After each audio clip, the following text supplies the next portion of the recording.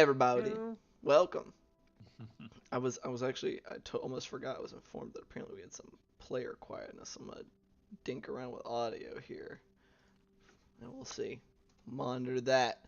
Be sure if you are in the chat, if people sound quiet, speak up, and I'll dink with volume as we go. That being said, we're Hard Not Dice, and this is our Saltmarsh campaign, run by myself, obviously, because I'm in the middle. And then these gentlemen all around me are the fellas, the players, the dudes that do the doing. They roll the most dice. The boys. They roll the most dice that get announced out loud anyway. But but yeah, we're gonna continue on with our 66th. I believe this is our 66th episode of Ghost Saltmarsh. So we're doing. We're closing in on the happy number, the good time. We'll see if I can think of something stupid to do for that. Probably not, but I mean, we'll at least say yay on that 3 weeks from now. Woohoo! But Nice. As per usual. Don't copy Eberron. You know what I mean, happened on 60. I remember. that's up to you guys. But that being said, as per usual, we are brief announcement. To preclude what I'm about to say, we are still doing our charity drive for the International Medical Corps, which they're doing stuff to help both the mental and physical health of folks over in Ukraine, as people who need it. So should give them some donations, give them some monies, so that they can do the things they do. And yeah, it's a good cause and helps people out. So y'all do that if you can. Other aside are actually today. This is weird. This is I think the first time where it's like fallen on the day of the session. Our boy Julian is his birthday today. He's old, older. So happy birthday, Julian, aka Cody. And as per usual, you have a birthday 20 to spend as you see fit up until this day next year. Hold it tight. It does not stack. You cannot accrue multiple 20s. You got the one. Use it or lose it before May 30th of next year.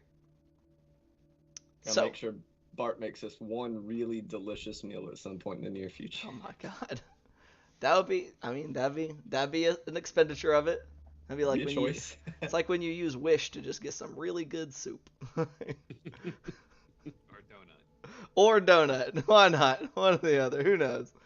But unless anybody else has anything they would like to allow, any announcements, nothing, yes, no, maybe so. Speak now, forever hold your peace. Phenomenal. Well, last week on the Gotham, our heroes were they were still kind of percolating on some stuff. And continuing to decode is the better word for it. Decode the weird poem memoirs of one Primwater, who was arrested along with Firebrand. Eventually succeeding, Julian, alongside with Gloob's help, kind of discovered that a lot of this was just like a secret journal where he would write, presumably to himself. Nobody else really seemed to be reading any of these things, but learning of kind of his feelings early on before Firebrand and his men showed up, shortly after, and up even to right before his capture, right before his arrest. He was deciding to chronicle the events of his life. He seemed to be a very arrogant individual, seemed very sure of himself, though that doesn't seem to have worked out too well. Raising some suspicions in the party, maybe raising more questions than answers, as is always the best way for mysterious things to go. They took this information to one Captain Jacob Shepard, never to be promoted, ever, and shared this with him. He agreeing that this didn't give them a ton, but I mean at least it was a point in some direction. Bart shot a message to Primwater to try to see if maybe they could clarify, maybe trick him into telling them who Ward was. This Ward, this eponymous individual who had been mentioned as the creator, perhaps, of that divination stick that he had seemed to have hid away. He let them know that Ward was a mage of some type. He didn't seem very sure of who he was exactly, but a mage who resided somewhere within the holdings of the Sea Princes and seemed to deal in magical items. They then made their way back home, back to the boat. Jakob having a chat with Darby, overheard by Gloob discussing the matter of whether he would continue to stick around with the party after they returned from rescuing Julian's brother, getting some advice from Darby, who seemed to err on the side of, well, maybe, with them is the place you can do the most good. But Gloob decided this was a good time to get drunk and be sad, and there's a lot of conversations among the party. I would say one big conversation among the party about what it means to be a tribe and how far that extends to physical location and physical closeness. A lot of feelings were had. And the night, as it wore on, Gloob falling asleep in his cabin with the painting that Julian had found for him clutched close to his chest and a soft humming somewhere in the back of his head that evokes some distant memories. Bart and Julian having a bit of a convo on the deck, and Jakob writing a letter. Probably. Writing on a piece of paper. Letter or not, ambiguous. But that's where we'll start our session here, gentlemen. It is getting later into the night. Gloob, you are sleeping. Bart, Jakob, and Julian, you guys are all awake. What would you boys like to do? I think me and Julian were trading a couple of swigs of Gloob's booze. You were of the Thanks, of the buddy. non-nasty one. You did not have the fermented goat's milk or whatever that other one was. The confiscation was for his own good. It was for his own These good. guys took my booze and now they're drinking it away from me. That's pretty We're a fucked up. tribe. We share everything. Okay. Yeah, you guys left Gloob with Gut Shaker. Not by our own choice. The fucking death grip little frog over here. We also tried to take that too, for the record. You did, and I can't quite remember what the name of your other one was. Oh yeah, it was Nissa's Nectar. That's the one y'all have. Y'all have the nectar while he has the Gut Shaker. We got fancy mead is what it sounds like when you were Basically, describing it. that's what it looks like, just minus the magical effects that apparently whoever created that list wanted to have for all of their beverages. Right. You had a mimosa. You can re-roll 3 dice today. Jesus, it's a really good mimosa. All right. Well, I guess we're in a little bit of a situation as far as us gonna have to. I guess we'll just have to pick up Gloob's barrel and bring it with us. Something. Or wow, wrong character. Holy crap. You all right, No. Julian? Tell what I've been thinking about the past couple days. Damn. Get back to me, Jesus Christ. Right.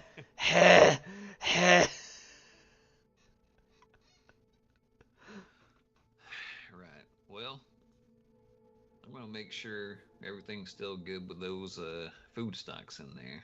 I might try to send Primwater another message and just, I mean, it wouldn't hurt to ask them while they're taking down, Firebrand with them. Spoken to my family lately. I'll send them a message too. Thanks. Meant to last night, but just kind of fell asleep when y'all were deciphering everything. Pretty wrapped up. But about to be out of our hands, so. Right. Okay. Let's see. I guess I'll go ahead and send Primwater another message. Okay. And ask, why is Firebrand involved in this?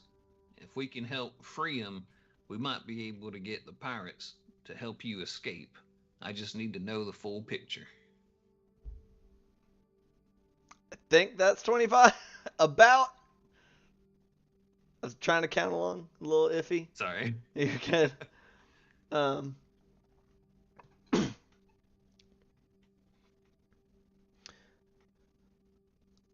few more moments.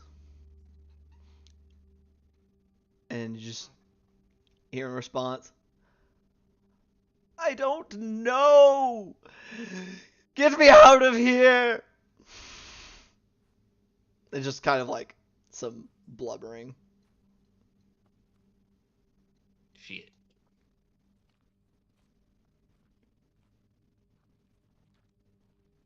Well, Julian, I can confirm one thing. Primwater's messages of superiority are definitely all in his head. That is a dumb person. Did you ever think otherwise?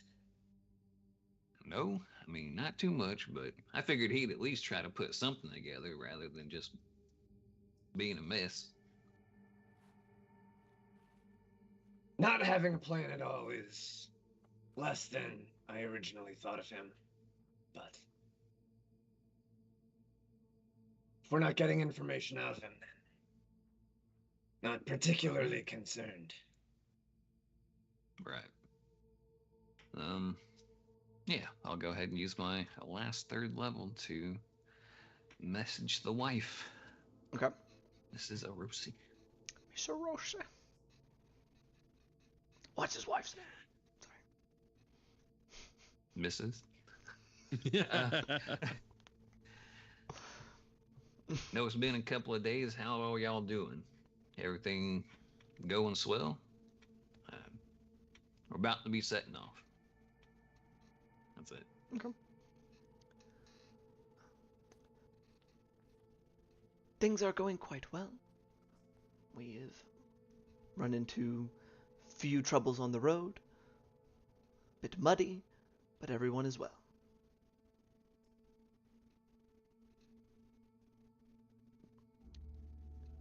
Give Julian my love. Hey, there it is. I'm not doing anything with those last two. You're good. You got it. You pooping? You pooping? Do. Yeah, they said they were having some trouble, a little bit here and there, some muddy roads, but nothing like life-threatening or no one's attacked them or anything dramatic like that. Just regular traveling woes. Mud is definitely a good thing if that's the worst of your problems. Right. Thank you. Yeah, absolutely. Yeah, I mean, I've definitely come a long way in the past few weeks. I remember when, silkworms used to be one of the most annoying things I had to deal with. So, anyway, where's that Francois guy supposed to be? Does Julian remember where that Francois guy is supposed to be? Because Cody does not. You guys had been told. Oop, losing my stuff. You guys had been told that he could either be, if you were locating him, that he would either be probably somewhere on his boat. You know that he was a fisherman by profession, for the most part at least. But that if you can't find him down by the docks or something, that he could possibly be found at the Wicker Goat, which is another less reputable tavern of the three that exist. You know, it's basically the Cop Bar, the Snapping Line where you guys have frequented, and then the Wicker Goat where you guys haven't really been. I say haven't been. Period. So you think we're gonna meet him there early tomorrow, or wait till in the evening, or? Hell, I mean, I'd rather just try and get on the boat and leave tonight. The sooner we kick off, the better, right? I mean, I'd Still rather just sleep kinda- on a boat while it's still in safe waters, you know? Still just kind of doing the one-arm lean on the railing of the boat. Just kind of cut a glance over at Gloob's door. You think so?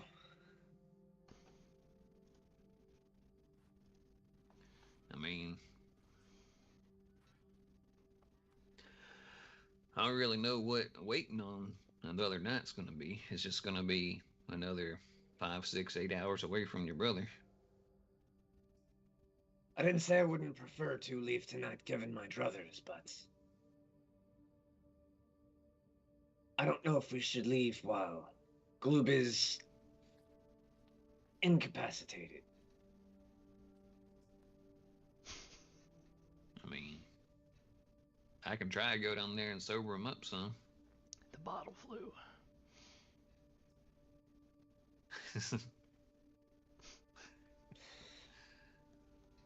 You got that kind of magic? He looks at you all impressed. I might be able to help him out a little bit. I don't know how light or heavy it might work on being drunk. I can give it a shot though. Well, In if we any can case. rouse everyone, I suppose. What about Darby? He's gonna stay here, right? You wasn't going with us. We hadn't discussed it, honestly. I mean, we can just be up front with him. Is Darby around anywhere? Did he go off the ship? Darby had left a little bit ago. He had said he was going to see if maybe in the evening if people would be a little more receptive to answering questions and stuff. So he's not quite back at the boat yet because he left right after his conversation with Jakob, and you guys returned shortly after. So it's only been like an hour and a half, maybe 2 hours, because it was already kind of getting into the evening when he had stepped away. All right. Okay, well, we can go get him and ask him, and then find this Francois guy and get going, and I can try and help Gluten get back to being a little bit more steady. Man, I don't know. None of this is ideal in any way you look at it, but Do you want me to go ahead and make contact with the fishermen while you get the others? yeah, maybe I can help out Gloob, and we can send Yakim to try and find Darby, and you can go get Francois. Or at least his contact. Do it. Weren't we Thought reaching Francois him through was a the guy. contact? Francois, I thought, was the contact. Francois is your contact. Oh, okay. Got it. Francois. Prospero Artois is the captain of the ship. Artois, there we go. Yeah. So that was a mix-up. Got it. Yeah. Imagine the pirate Captain Francois. Frank All right. Smart. That's his full name. All right. Well, I'll go let Yakim know and see if I can get Gloob to up and at him. Have fun with that one. And we'll Right. hand you the bottle button before he walks off.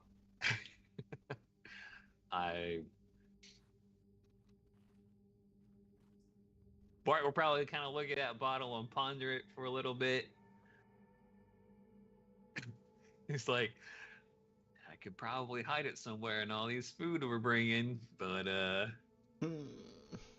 you know, probably shouldn't have alcohol around Yakka, but if we're gonna be with pirates, there's gonna be shit tons of alcohol around anyway, you know. No. Might as well have something good, right? Let's just kind of ease it in with some vegetables. Okay. A little bit of nectar with the Kinda- veggies. You kind of hide, so you're kind of hiding the booze. Okay. I don't know. I assume it's not like a massive bottle or anything. It's just like a bottle, yeah. Bottle-sized bottle. Sure. All right. And then I'll head downstairs to chat with Yaku. Okay. Give a knocky knock on, or I guess knocky knock on his. I can't reach. Come in. Yeah, come on in. Hey, yeah, we were gonna try to. You all right? Yeah, was just finishing this up, and you see, I don't know if he has a desk and where he's at, but he been writing.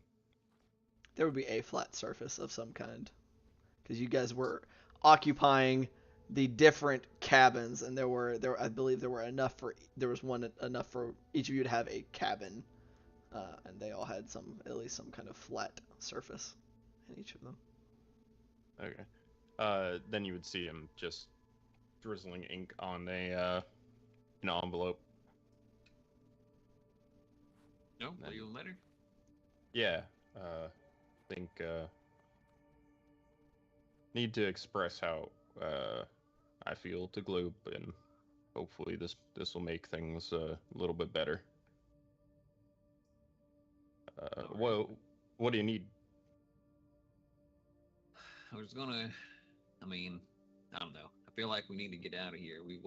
I won't say wasted. I mean, I'd really like to spend another week here and make sure we can get Firebrand free, but I made a promise to Julian, and I feel like every moment we waste here makes that chances of us saving his brother nearer and nearer. So, it's going to try and get Gloob ready to kick off tonight. If you wanted to see if Darby's going to come with us at all or what. If he went out to try and find more information or kind of see what he could eavesdrop on folks, I'm not sure where he went, but just be upfront with him. Say, hey, we're going to have to go do some maybe rough stuff with some pirates. It's a bad deal, and it's going to be a few weeks. All right. I'll try to go find him. I'm gonna hand you the letter, and you'll notice it's slightly heavier than a letter usually is. If you could give that to Gloob when I don't know, once he's feeling a little bit better. All right. Does it have like a bulge or anything in it? Not noticeably. I mean, if you like, I didn't know if there's like an object in the envelope weighing it down or something. I mean, if you squeeze it, you'll feel there's something small and circular in it, like, and hard. Got it. Yeah, All right. all right. Yeah, I'll go do that. I will go to try to find Darby. And Okay. I'll probably look in the same type of places that I would if I was looking for information. Right. You know, Darby was basically just kind of planning on kind of asking around, seeing if what troubles may be ailing the people of Saltmarsh at this point in time. So okay, so you're going off that. Just roll a quick investigation check for me. We'll just see, because you will find him. Just kind of see how long it takes you to find him. 19 on the dice. That's a 19. Very nice. Very nice. Okay, so you're gonna find him pretty quick. We're gonna make a note of that but since Bart, you're sitting there on the ship, and you are gonna go to speak to Gloob next. Right. Okay. If his door is unlocked. It is locked, if I recall correctly. Right, Gloob, you said you locked it at the end of last session? Oh. Uh-oh. Frozen. I froze there he as is. soon as you went to ask me a question. Wow. I said you did say that it was locked at the end of last session, I believe. That you locked it before you laid down. It's up to you. I think that's what happened. I could be wrong. So quite frankly, it's up to you. I don't remember. It's I was entirely thinking up to you. they left first, or that they left when Gloob laid down, but you kind of right. slammed the door, if I recall, behind them. I can't remember exactly if you locked it or not. So that's up to you. Roll a d20. Hi, it's not locked. How about that? Is that fair to everybody, no, since we that's can't remember? Entirely up to you, man. No, your 4, character. it's hella locked. Hella locked. He put a deadbolt around the doorknob. I mean, a You padlock. see my rapier sticking through the door into the fucking frame.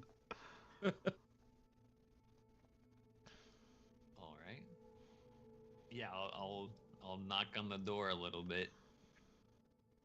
Give it the good solid pounding. I imagine Bart probably had to do this plenty of times for his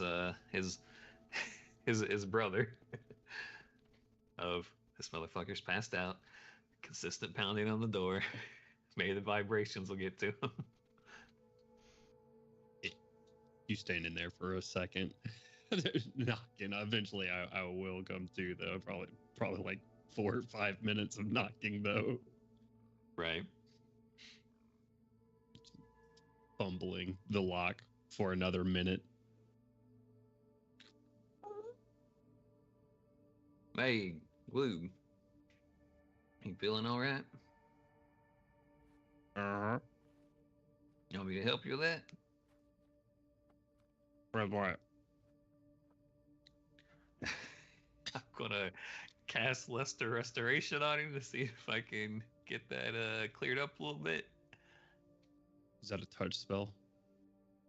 You do No, have to I touch. cannot Oh. do that. I do not have it prepared, so I will embolden bond and then Okay. let it go.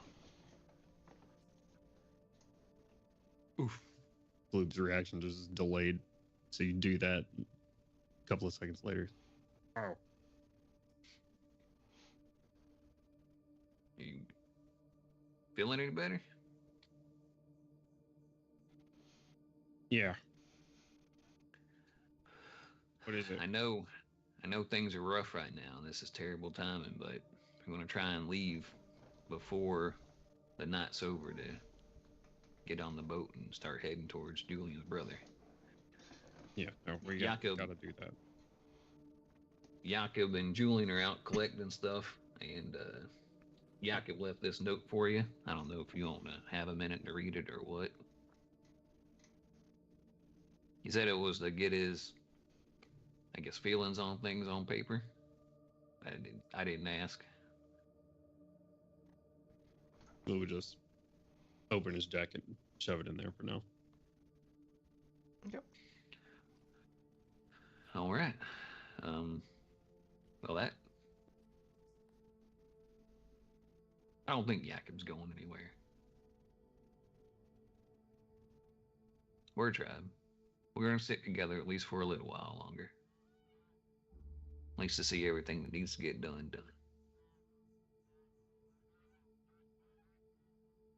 Right. Right. Okay. What do I need to do? Well, I mean, just make sure we got everything we need to take with us. Are you bringing your bird with us? I've been meaning to have a talk with him to see.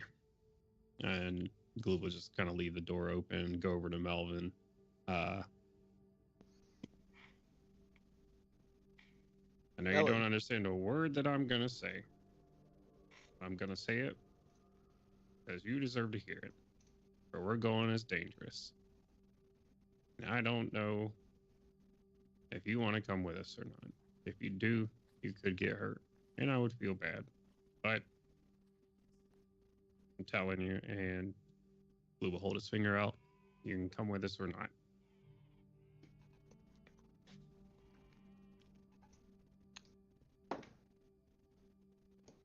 Sits there still kind of blinking sleepily because he had kind of been getting himself into bedtime bird mode.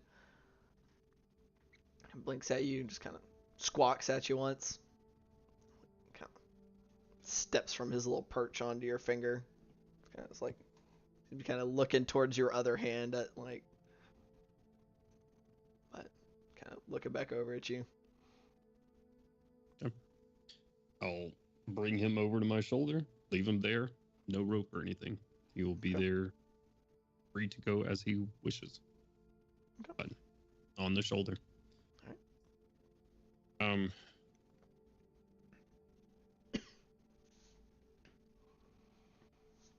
What? I know we want to leave tonight, and we have to. I know we have to make that decision, but what are we going to do about the firebrands? Once we leave, there's nothing. If it's not Well, already too late. All I can think to do is maybe if we're in the Holdens, if we can find this Ward character, or maybe um, we can ask some of the pirates there what they might know about the whole situation, or if they might have anything from their side. I feel like we're so close here.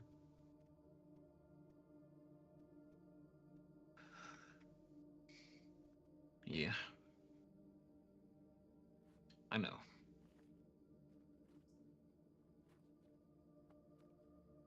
I just honestly got no idea what to do. I tried to talk to Primwater again and just ask him outright if he knows why they got Firebrand, and he's completely clueless as to why Firebrand's even with him. And he was just kind of blubbering that he needs help. Primwater seemed to, for a person who, in his writings, seemed to be on top of everything and fancy himself a mastermind of this, that, and the other, he seems to be completely caught unawares after already being informed that there was somebody coming for him. Which, I don't know if that's suspicious or just stupidity at this point. If Primwater didn't set up Firebrand, that means it's an outsider. Either Right. with the crown or with the pirates, right? Well, I mean, Is Jakob I mad? mean, no, Jakob's not mad. Okay.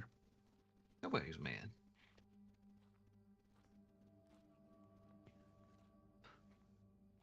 Are you okay? I'm fine. No, well, I try not to tell too many fibs. Yeah.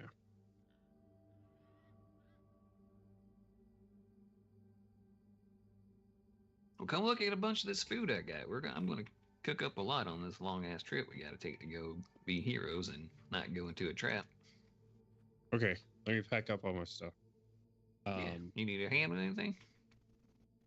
No, he'll just turn around and he's gonna stick the pirate ship and the painting in the bag of holding. Okay.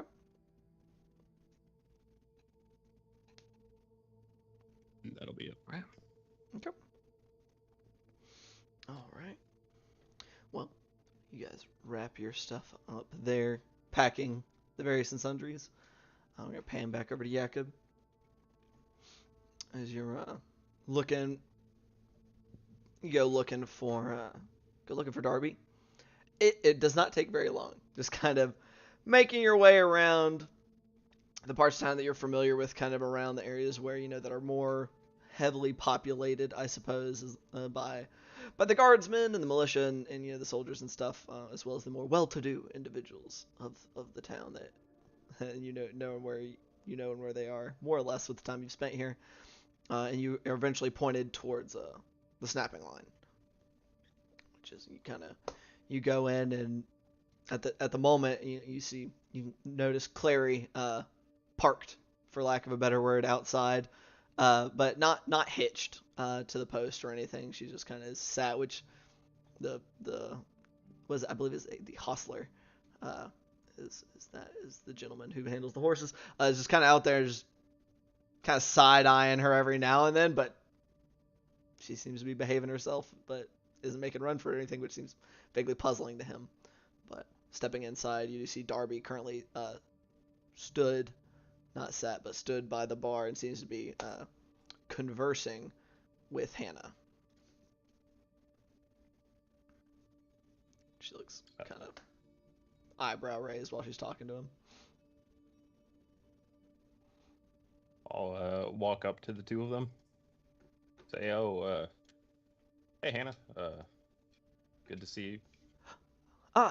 Jakob, it's been quite some time. And it's quite pretty busy in there at this time. There's quite a few individuals that seem to be, it's reveling, for lack of a better word, in that like it seems to be finally like all the stress and things that had been kind of built up over the time with the conflict with the Sahuagin and being confined, unable to go out and fish, or for a lot of them, or at least very, very limited in their ability to do so, that everybody just was really just kind of really finally kind of let loose. Like people are singing, there seems to be a minstrel of some sort kind of playing, like he's stood on top of a table that's been kind of pushed into the back corner and is playing away on a stringed instrument of some kind, and everybody seems to be is like a complete night and day compared to how it had been up until recently. Would you like something to drink? Of course, from what I understand, you and your friends are to I'd say to blame, but that would be negative, but are to be welcomed for this. Actually, yeah, I have two questions, if I could ask you. Of course. I need to buy. I'm tired of having to pay for Cecil's house and every time I come into town. How much would it cost to just say indefinitely Cecil has a stall? I mean that's the least I could do. I can have a stall set aside for him. That'd be no problem. I appreciate that. Then that kindness. I'd like to buy. I know you had some of those crates.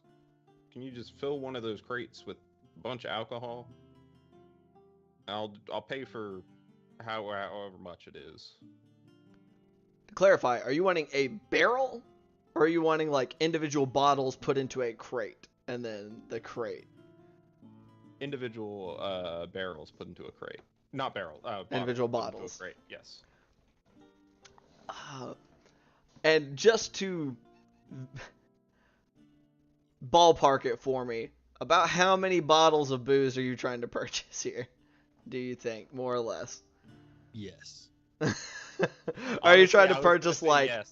like, are you really want like a fuck ass load, or are we talking more like a Coke crate amount We're of talking booze? a fuck-ass load. A fuck ass load. Quite frankly, it'd probably be more convenient for you and honestly for myself if you are you wanting just quantity, or if you are wanting actual like bottles of liquor. That's, I mean, we owe you a lot, but that's that much liquor is very expensive. Oh no, I definitely would pay for it. Well, I want to pay you back for your generosity with Cecil. I'm not trying to take advantage of your generosity. I see. Well, that much liquor would probably be somewhere in the realm of, if we're saying, I'm thinking like multiple stacks of Coke crates worth of liquor. That'd be somewhere in the realm of maybe upwards of 100 gold, at least. All right, great. I do need it pretty quickly. Could I put maybe another 100, or not 100, another 100, another like 20 or 30 gold? To where? I mean, it would be just having some of my boys pack it. I suppose it would have to be put straw in things and make sure nothing breaks. It'd be down. You know that ship that we stay at? Yes. There.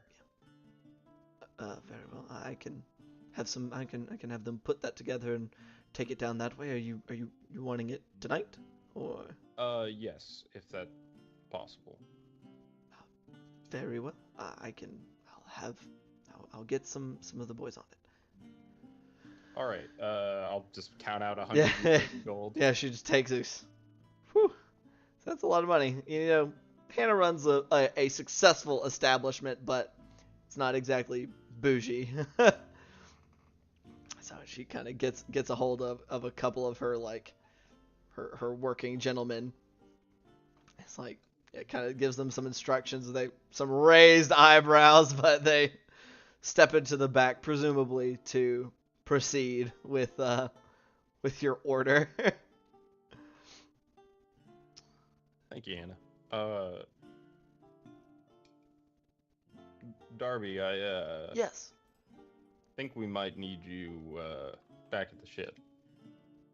Oh, very well. I can head back that way. I was just seeing Miss Hannah's quite much more receptive to speaking to individuals who are fully armored and armed, it seems. But I feel like I've probably gotten... He kind of looks over his shoulder at the crowd who are carousing and seem to be getting more drunk as time goes on. I've probably gotten as much intelligible information as I'm going to get for the evening, I suppose. I can All right, head back that way. works. Sure. All right, thank you, Miss Hannah.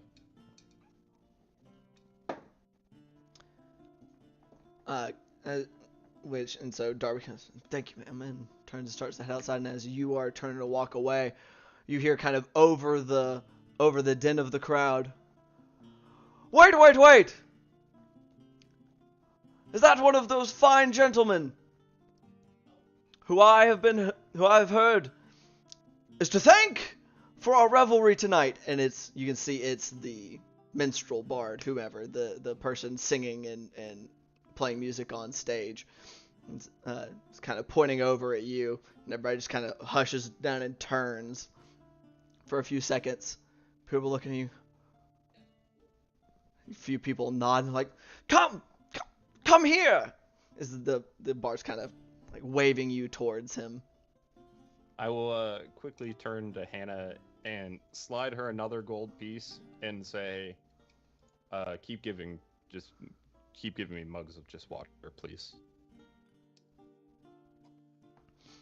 So you kind of get pulled over here, and he's like, come, get up here, and he kind of hauls you to like, unless you resist, of course, to get up on the table that he's stood on. It looks like some chairs and things, like other stools stuff, have been like kind of wedged under there to make it a more stable surface.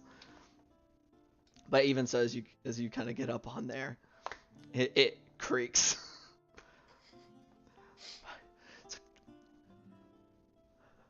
Three cheers for one of the heroes that have brought peace back to our town. And the crowd just kind of, a bunch of really drunk people, and he just kind of shoves, kind of grabs a drink that somebody had set on the stage, like on his stage, kind of shoves it into your hand. And out of curiosity, how long do you stay for? Because they will try to keep you for as long as you will stay. I'll say once he says like his thing in those cheers, I'll say, no. What? It was you folk that really did it. It was you people, Saltmarsh, that banded together. You were able to save this town together. And I'll grab one of the townsfolk who's very drunk, pick him up, and then put him on the table. Pat him on the back really hard. Say 3 cheers for, what's your name? Gilbert. There's 3 cheers for the town of Saltmarsh. But I'm assuming you're trying to make your way. Yep. As you do, the bard kind of he lets you go, but he's kind of smiling big as he kind of pats Gilbert on the back. He's kind of like has him by like the back of his shirt, make sure he doesn't like go tumbling off the table. He's a powerful warrior and humble to boot, and continues kind of getting the crowd going as you make your way back out. And Darby is out there kind of getting a hold of Clary. He says, "Well, you definitely seem to have made your mark here. I will see you at the boat, I suppose, unless you are heading back." Yeah, I'm heading back. Bart wanted me to talk to you. Huh. Kind of. What can I do for you? I know we explained what exactly we're doing here while we're back in Saltmarsh. And what our goal is to go save Julian's brother. And I think that is what we're gonna go do soon, maybe tonight or very early in the morning. I don't know if you're interested in coming along for that. It's I honestly couldn't tell you how long it would take. Kind of, as y'all are kind of walking along, just kind of nods his helmet. Well, it does sound like Julian's brother is in quite a heap of trouble. This sound like bad folks, I'll say. But I think I'll be staying here. His brother has kind of looks at you and then kind of nods back towards where y'all are walking towards the boat. Has all of you come for him? I have a good feeling, but people here, they might not have as much. I think I will see what pettier squabbles I may be able to solve. Some opportunists tend to crop up after conflict. See if maybe I can stop that before it happens. And keep an eye out for our friends who showed up at Julian's village. Make sure they don't get any other ideas in your absence. Well, I hope that be here when we get back. And if you're not, it's truly been an honor to meet you. And I hope that you find what you're looking for. I'm sure I will. Thank you, of course, and all of your friends. It's been refreshing to have folks that I can just be around without concern. As to whether or not I'll be here, we'll see.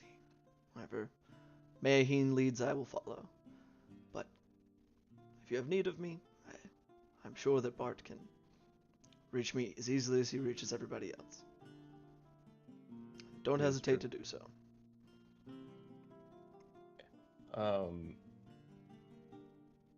Also, before I forget, I've been thinking, I know we warned you about Ella, but Yes. if you ever run into somebody with the last name Arantlet, and they're asking you to do something, Your wife's maiden name, correct? yeah, her family. She I doesn't see. really go by that anymore. But if anybody of that family, I'd strongly advise against doing anything for them. Very well. They're not bad people, but they aren't great. I'll be careful. Those situated highly tend not to seek me out for help. At least they haven't as of yet. I don't frequent in those circles. But if you do see my wife, I mean, wherever she is, if you do run into her, tell her that I'm looking for her, and I'm sorry. I'll keep an eye out for her in my travels. Thank you. Kind of hard to miss. Very tall. So you've said. Very easily identifiable woman.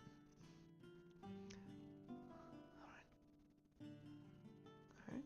So you'll just make your way back towards the boat. We'll cut over to Julian. As you are, I presume you are looking for Mr. Francois. Yes, he is going to head directly to the Wicker Goat. Wicker Goat. Very distinguished area. You have a Wicker Goat? there appears to be an approximation of one. It doesn't look like it's exactly made of wicker, but it looks like it's kind of made to look kind of like it was made of wicker. Like it's like half of it. But it's kind of posted up in such a way, like instead of a signpost, it's kind of over the door where it's like halfway. So kind of you can see the sticks and things kind of crisscrossing. You're sure it's supposed to be a goat? If this establishment, if you didn't know the name of this establishment already, up for debate as to whether that is what you would identify it as. It might be kind of like a placebo effect. You've been told it's supposed to be a goat, so you're like, yeah, it kind of looks like a goat. But That tracks. But and as you are well aware, the wicker goat is a more seedy clientele, is much less reputable than the snapping line, which you would definitely know as a long-term resident of the area. But making your way in, and it seems to be kind of similar to Jakob, actually, kind of similar to the snapping line where Jakob was just at. Actually, people are reveling, they are celebrating, and even though like you can look around and you can see that compared to the snapping line, where it's mostly just like nobody is exactly fancy, nobody's wearing like super nice clothes, but everybody is pretty put together. You know, look very clearly all hardworking men and women who are just kind of getting by, doing their daily due. Where this is definitely where the layabouts, the louts, those who are just people with more like fighting scars, knife scars, missing eyes or other fingers and things, like it's just clearly the clientele are much more those that are more likely to cause trouble.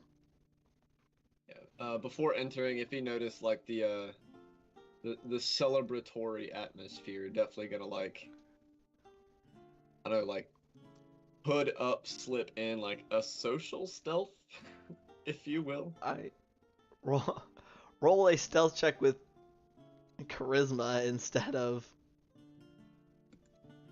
dexterity. Kind of trying to keep a low profile. Due to your appearance, we'll say, is a little difficult for you to remain entirely unnoticed, but you can definitely try to minimize. Yeah, like I said, just try and keep people from looking close enough to recognize his appearance, and that would be a 23 on the check. Very nice. Wait, hold on. I have expertise in stealth. That would be a 26.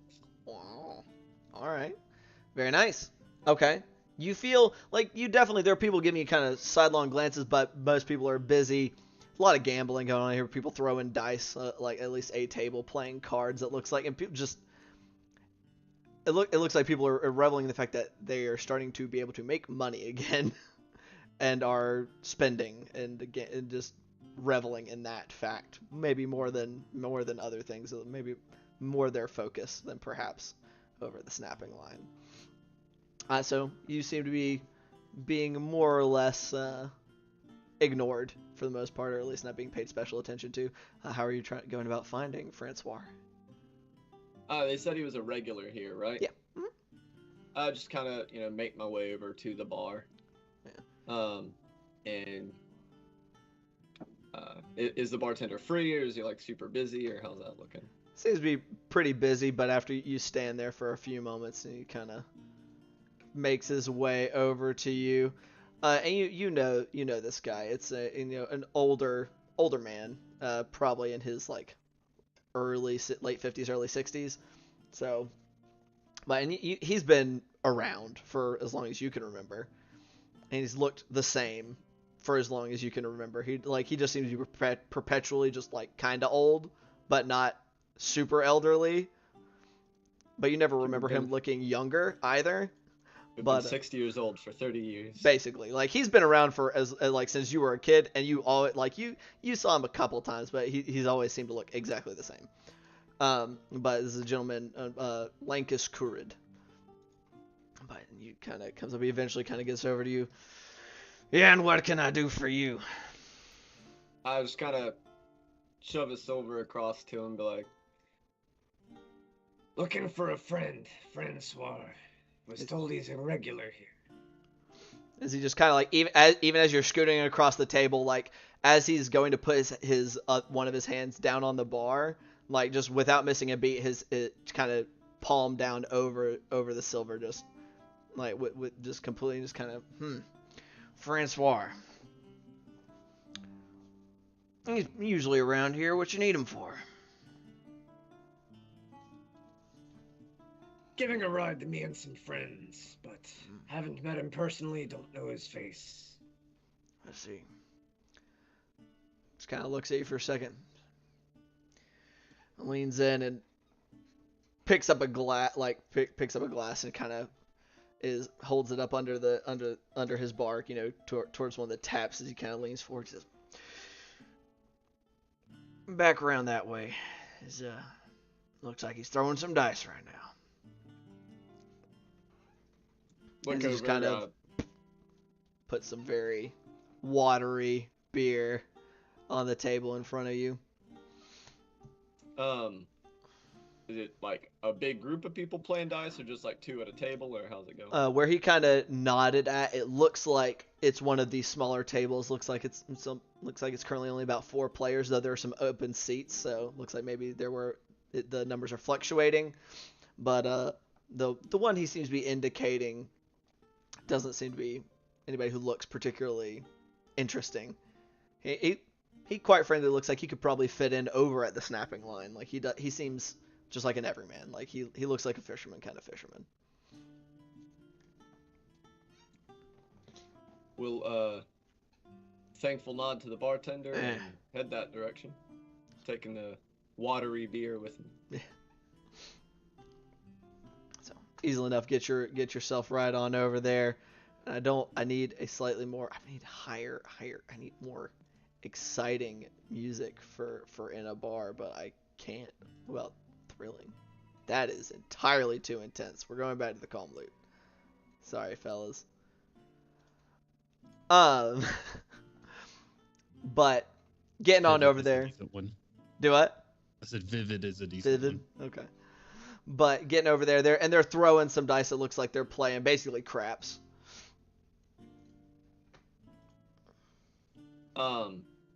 Yeah, just walk over and to the gentleman he indicated. Mr. Francois. Oh yes, what can I do for you? Gonna Tosses set some dice. the beer down in front of him and say, We were told you could help us with some things. Could you meet us on the docks later this evening? We were told you would be expecting us.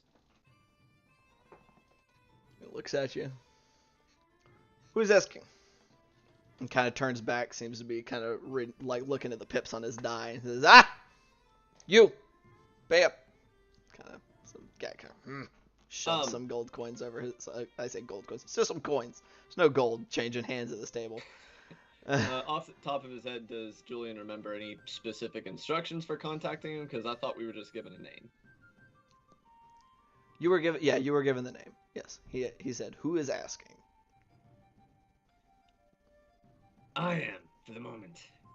And who are you? Julian. Julian.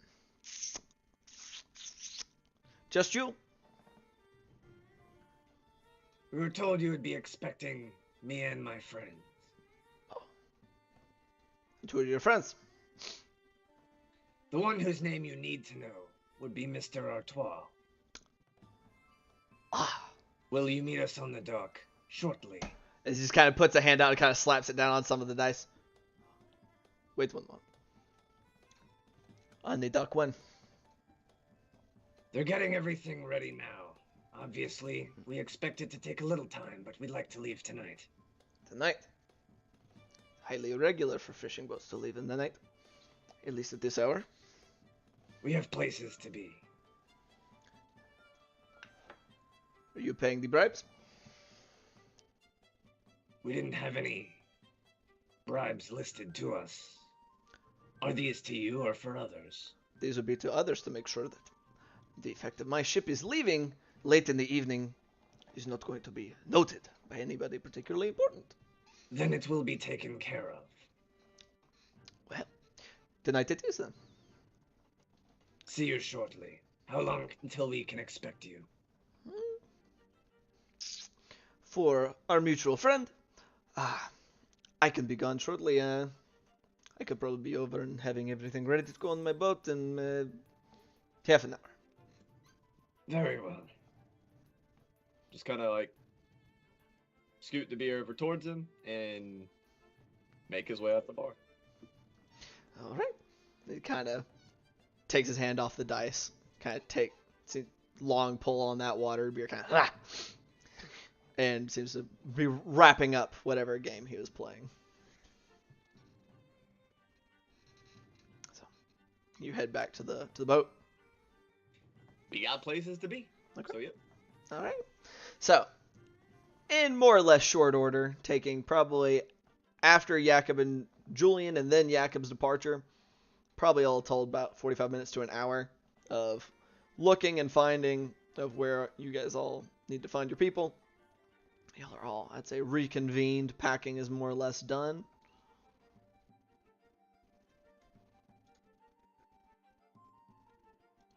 Yeah, you packed up on this guy's fisher boat, or At y'all's boat before you guys, if Okay. there's anything else you guys want to do on y'all's boat before you depart for Francois' vessel.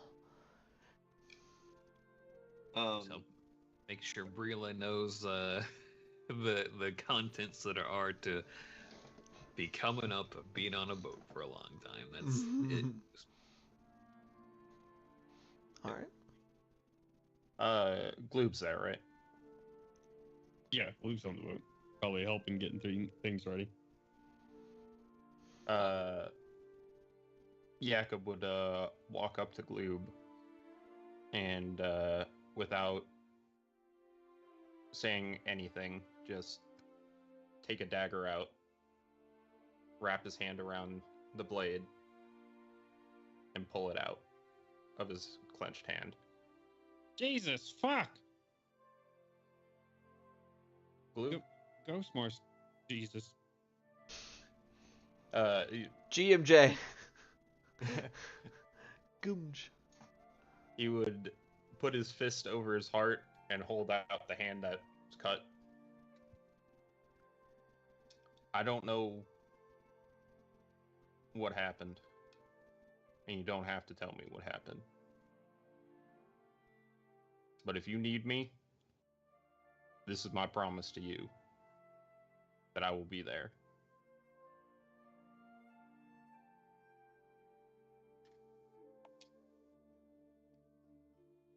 I really fucked up my hand. Roll damage to see how much. If it's a dagger, it's a D4. So I did 9 points of damage. I think you can His forego fingers your are- your his strength bonus. I think you're just kind of slicing yourself. I think he was full on clenching, right? He's just like, chop. Glue. Holding his severed hand. This is my promise to you.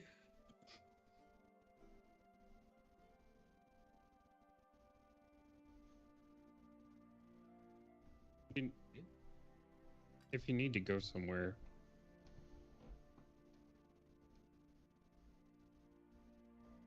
I don't want you to, but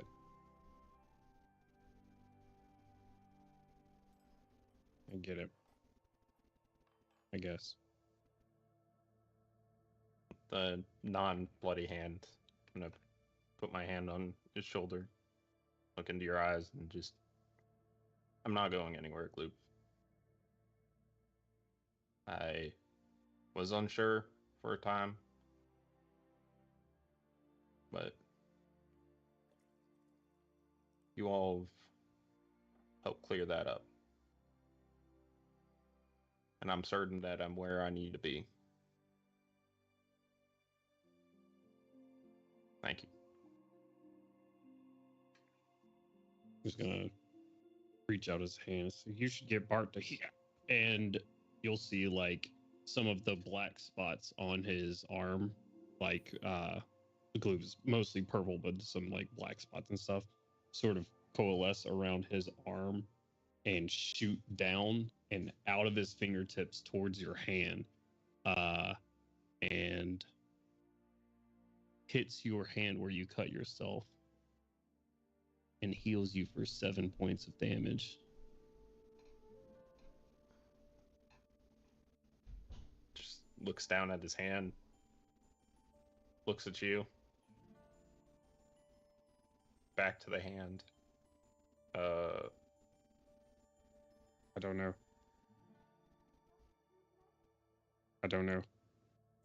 Well, thank you. Don't know. You see the arm kind of like that he shot it from. When he does that, like not desiccates completely. It doesn't go like full on mummy, but the flesh does like shrink wrap a little bit. Do you need some water? Yeah, maybe. Yeah, let's. You're fine, yeah. I mean, I know I'm fine. I'm worried about you, Gloob. I'm okay. I'm okay. Thank you. Well, It means a lot. of course, Gloob. You mean a lot to me. You all do.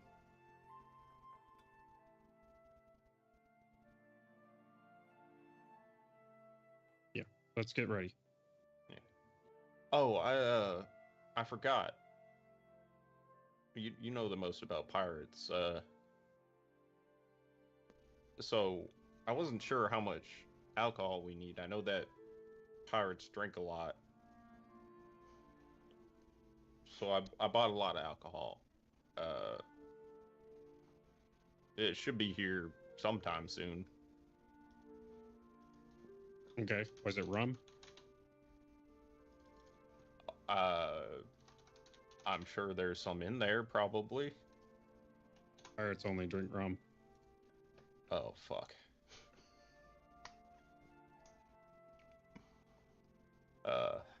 Well.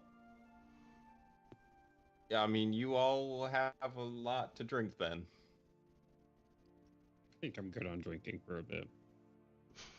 That's fair. I'm obviously also good on drinking. So Julian and Bart will have a lot to drink.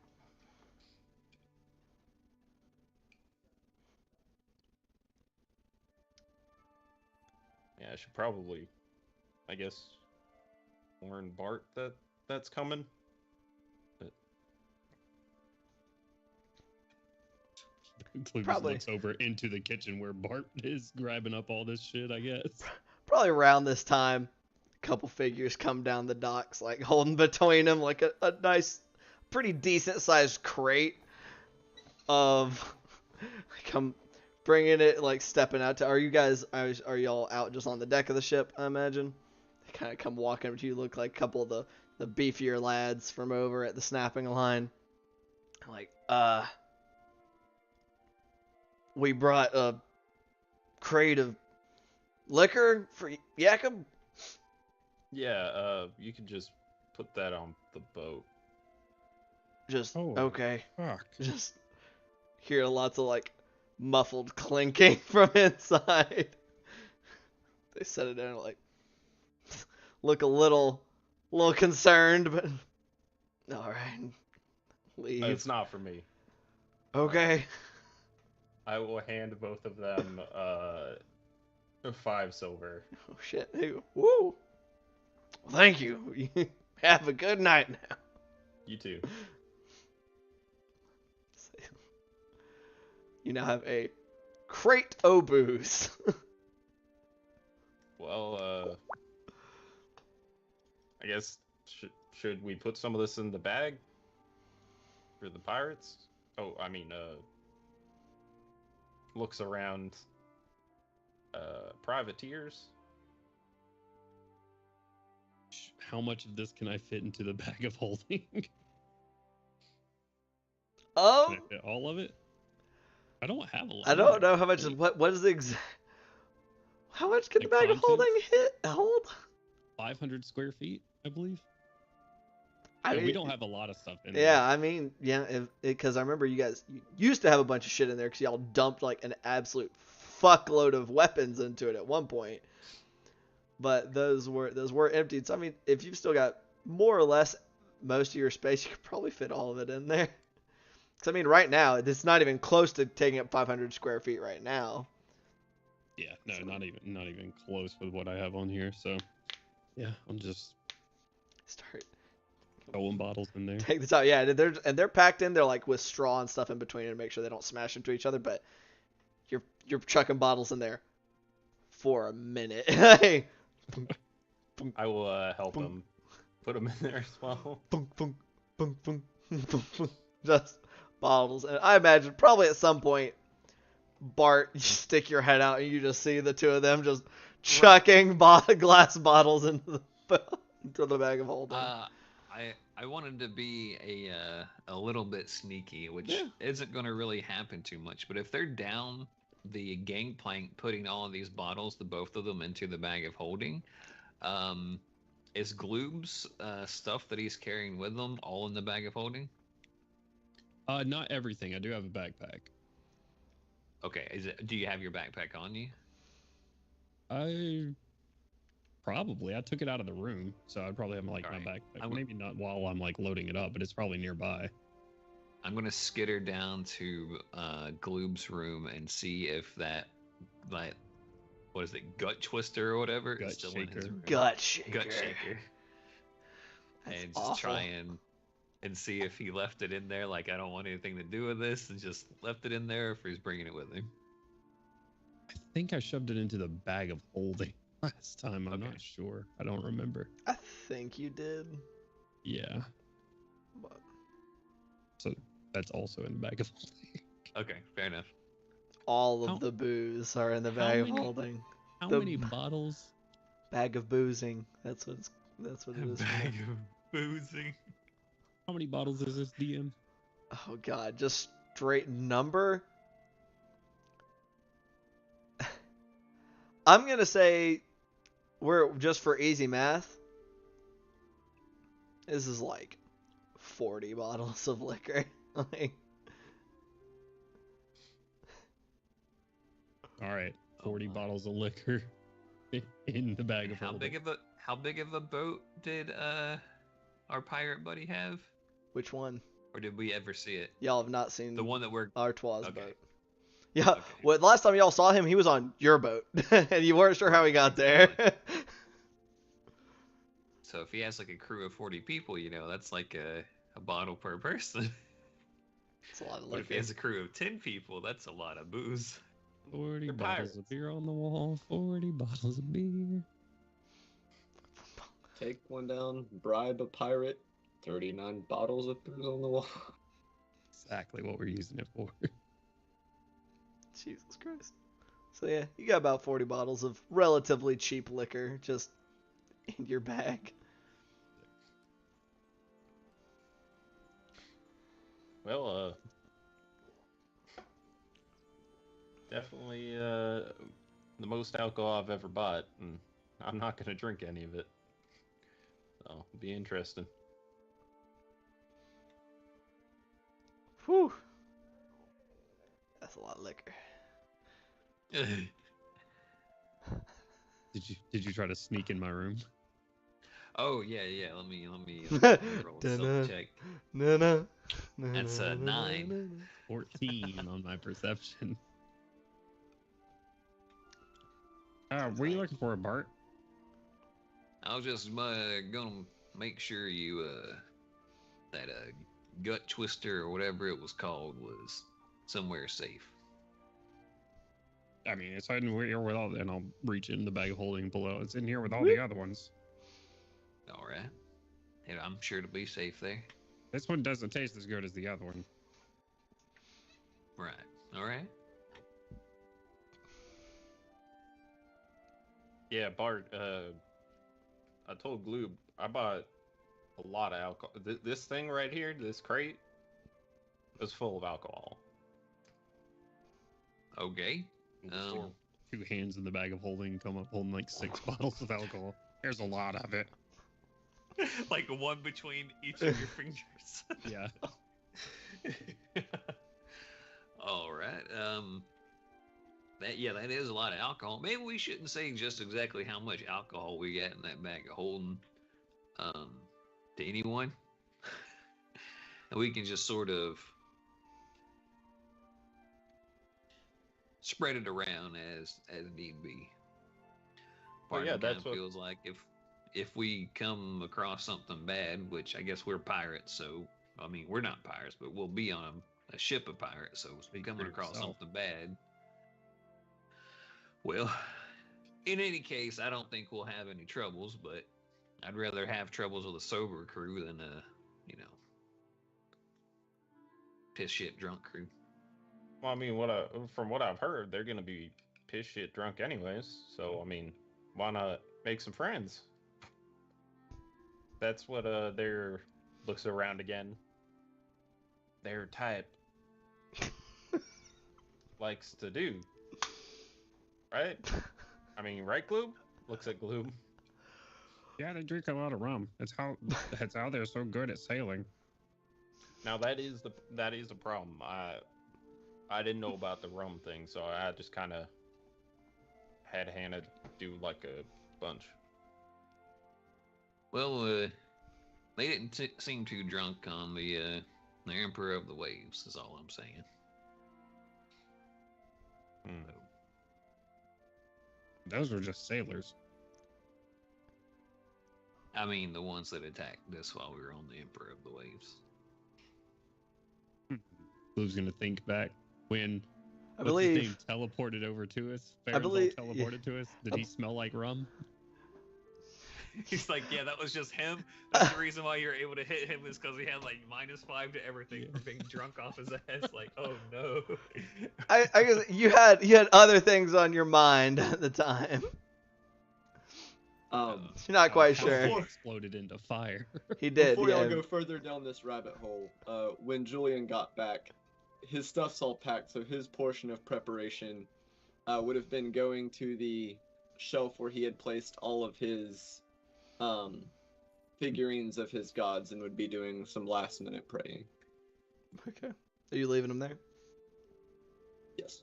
Okay. The only religious artifact he will be taking will be the medallion. Okay. Alrighty. Speaking of Bart, I mean, I know it's nighttime. You said you're gonna wait until nighttime. Did you end up messaging Darby? I didn't have enough spell slots to message Darby tonight. I mean, Okay. Captain Darby, right? It's very Right. confusing now that there's an NPC that y'all have met that you have named Darby.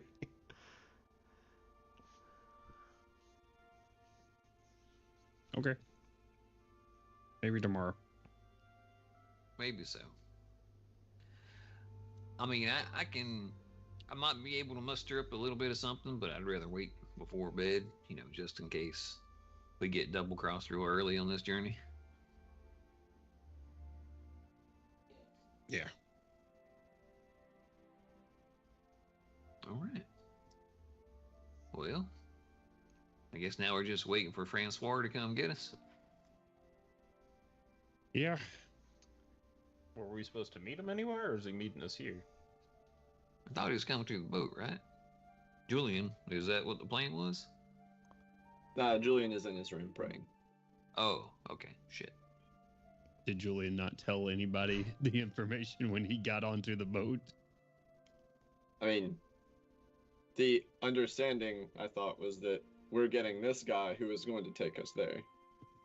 In his boat. Yes.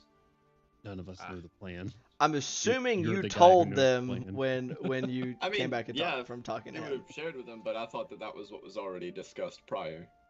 That was my understanding before I even went and spoke to Francois. Oh, Francois.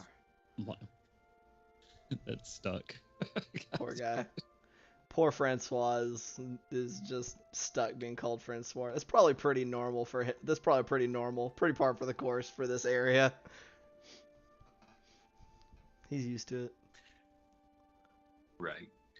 Well, so we don't know where this guy's boat's at, or is this guy kind of come park up next to us on the dock and get loaded up? I mean, if y'all get, Like that's y'all were OOC already on- asking.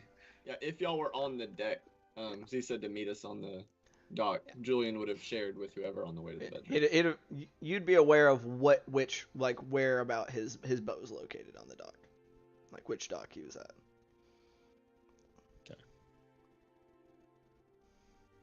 All right.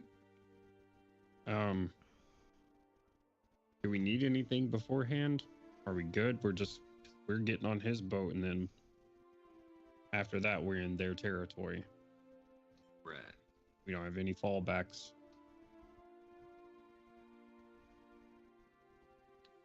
Anybody else need to get anything last minute? I mean, it'd be in the middle of the night to try to get it, but if it's necessary, we need to grab it now. Do y'all have oil on you, all of you? And I'll wait until Julian comes up on top deck after you're done praying and stuff. Yeah, like towards the end of the 30 minutes, he'd be heading out. And yes, I think I'm double I checking. really, I don't have any oil on me. Okay. I do. Okay. Here, all right, and I'll take out 2 flasks of oil and hand them to you. All right. If we get into a real bad spot on the water, quickest distraction that's going to take their eyes off of us is going to be fire. All right, I'll keep that in mind. Julian like roots around in his backpack for a minute. Oh, I've got plenty. Gloob has plenty as well. Julian Jacob has- also has plenty. 10 vials of oil. Jesus Christ. I now have 8. All right.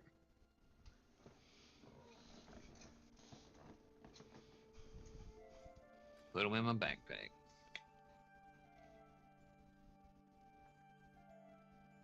Let's go get your brother back. Yeah, let's do that. Looks around at the assembled tribe and is just going to kind of look around for a minute. See. Thank you. You have no idea what it means to me that you are not just helping me up to this point, but going out on what is easily one of the most dangerous things we have done. Just thank you. And without waiting for a response, we'll hurriedly turn around and start walking. Jacob will just say pretty loudly, "Let's go kill that son of a bitch." Wait, no, we're supposed to be saving them. We're rescue mission. We're not supposed to be killing anybody. I mean, well, there's some vendettas that are kind of, I guess, side quests, but rescuing the Arusi brother, that's the objective. Glue will be the last one off the boat, or at least try to be. And we'll take a sheet of paper that he has some writing on, leave it on the dining table, and I'll send you what that says. Okay. As you guys are leaving, Darby has just been kind of up there, kind of watching you guys prepare as you guys leave. Good luck, all of you. I look forward to hearing from you again upon your safe return. All right. Don't eat all of our food while we're gone now. I'll do my best. Wait, Whatever's left here is going to probably be spoiled by the time we get back anyway. So, if somebody wants something to eat, go ahead and give it to them. I will. If I'm Except around, for that rice sure. over there. I mean, that'll keep him probably. It's like, well, there's some non-perishables in there. Can't let those go to waste. That Can't- jar of pickles, leave that alone. Yeah, leave that alone. That's firm. That ages like wine. You leave it right there. Don't touch them pickles. I mean, Bart thinks pickles are delicious. Oh God. Oh dear God. Jesus Christ. He's in the wrong campaign. No. Ah. Okay. All right. You guys set off. Glue leaving your paper on the dining room table. You guys go find Francois's boat. Once you get there, and he seems to be kind of just double checking a few things. And standing kind of near him is a militiaman who's just kind of like leaning on a spear, kind of watching Francois as you guys get closer. And Francois sees Julian and kind of All right, you do your bit then.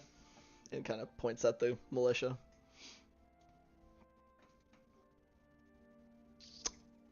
Can I see if I recognize this guy at all? The militia. Yeah. Roll a straight wisdom check. 16 plus 5, so 21. Sure. I mean, he looks pretty familiar. You've probably seen him around. Okay. Like, I don't know if maybe I saw him from like the war in one of the tents or something like that.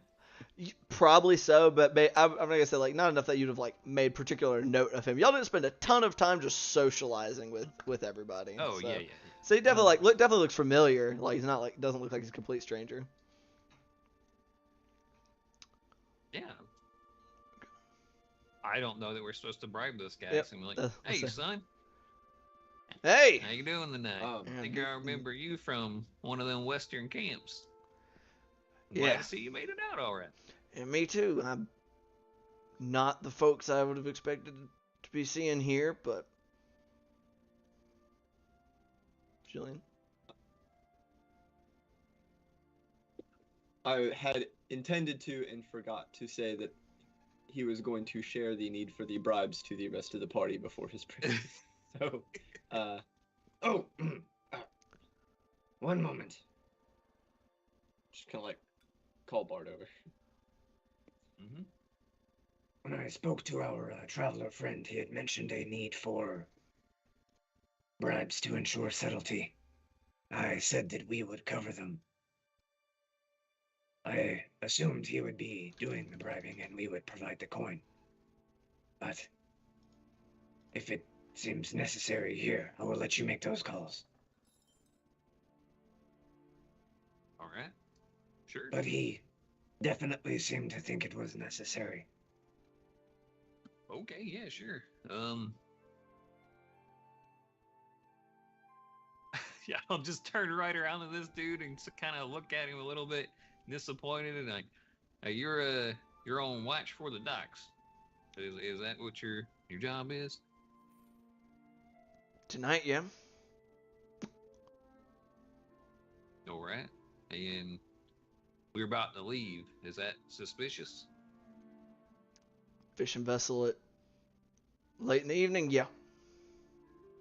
Okay. I believe that was made clear to you by your traveling agent. So you need a little bit of compensation to kind of look the other way. To make sure that so that I can be sure that taking the risk of not reporting you is worth my time, yes. Is it a crime to go out at night? It is a reason to be investigated, perhaps if it is viewed as suspicious activity, which it is. More importantly, what is worth your time? Kind of looks over at Francois, just like, dude. Like, look, about 5 silver, right as rain. He's before the sentence is finished, he's having it counted into his hand. Appreciate it. Good luck with whatever you all are doing. It just kind of still looks kind of a little confused, but pockets the silver, just kind of waves off into the ocean. Probably want to go within the hour before somebody else comes on their watch. And kind of starts stepping back down the dock. Look over at Francois. Yes. You heard the man. Let's get moving. Of course. Let us go. Come. You guys didn't bring too much. The animal is coming. Looking at you guys, Squirrel, like. Yes. Bart's gonna chase down that guy on watch real quick before he gets too far away and have a quick little one-on-one combo with him. Sure. Hey, son. I understand that, maybe sometimes being in the watch don't quite help you meet ends meet, but I'm just gonna hand him 5 gold. Maybe try doing a little bit better on the other side. We're out trying to do a good thing. but Uh-huh. it's a donation to maybe not be so crooked next time. All right. Oh, persuasion check for me.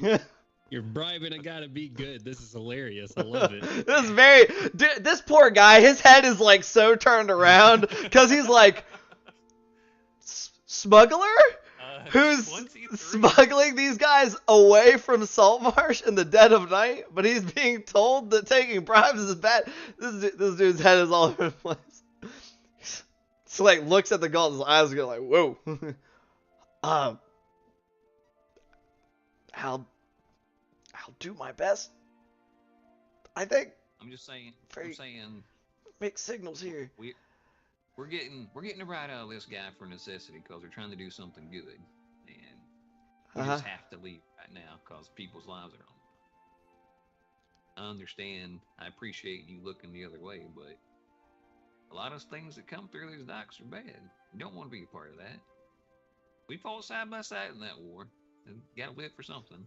Make it good, all right? And I'll just leave. He's just like, dude is just like, you say he's doing the like the meme where he's like, the math is like all around his head. He's like, you have fucked this man's whole world up. Like, there's so much cognitive dissonance going on right now. Hey, give it 2 seconds. Is it? So, the animal is coming with us as well?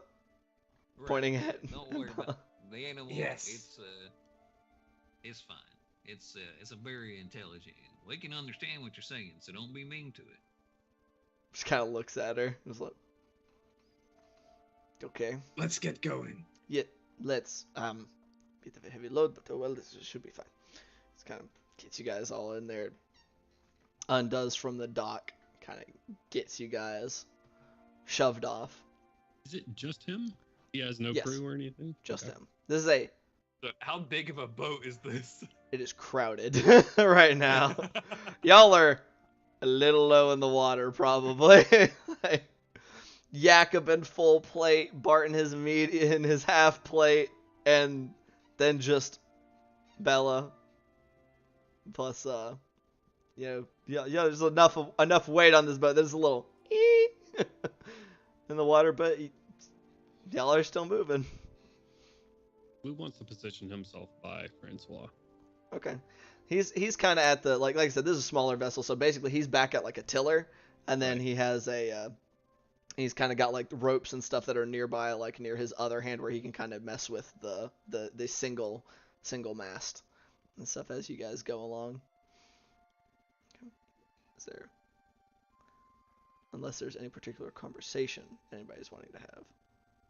I was going to make a comment to Julian, but it was after we got closer to the ship. Okay.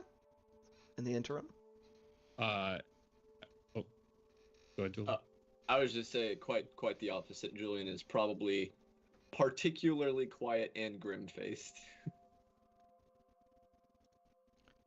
All right.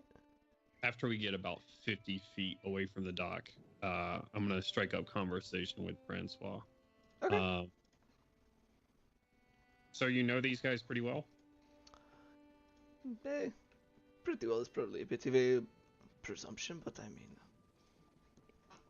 You know them well enough to take people out to them, talk to them. I communicate with Captain Artois when he requests it. Mm-hmm. But Just Captain Artois? Yes. Captain Artois is, I guess employer is a strong word, but what non-fishing work I do for Captain Artois, yes. Captain Artois ever ask you to inform on any messengers or anything like that? Mostly he asked me to keep him informed as to events within Saltmarsh and whatever tidbits I might hear that he thinks maybe that I feel he may think would be interesting. And what were those things in the recent months? His conflict with the Sehuagin was quite something. I had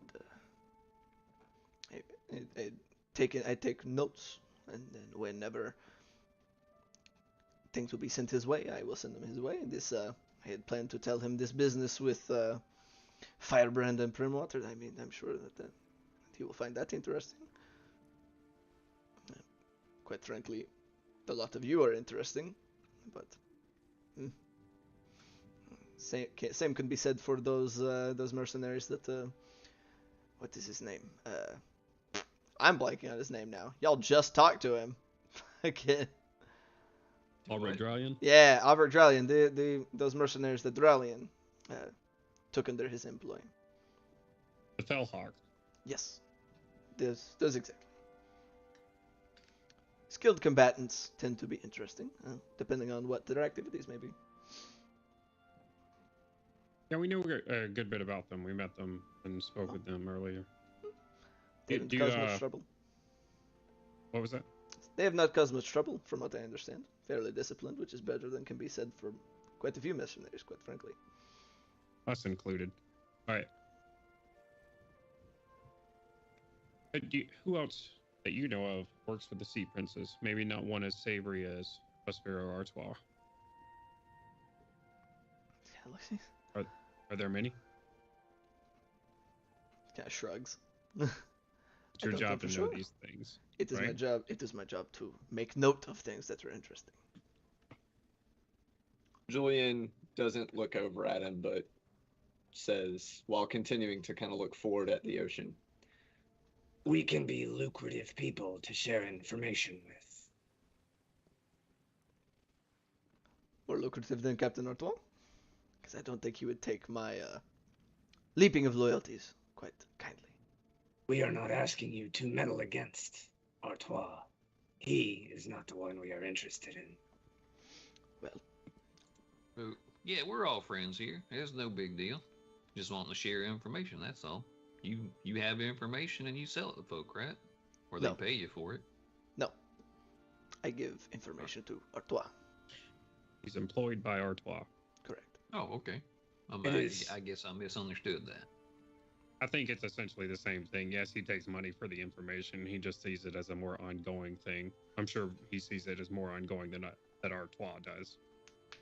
All right. Well, I mean, he just said that he wasn't quite employed, so I assume that meant he was a little bit more of a free agent if he wasn't directly employed. So I was just trying to get the story straight, and now I understand.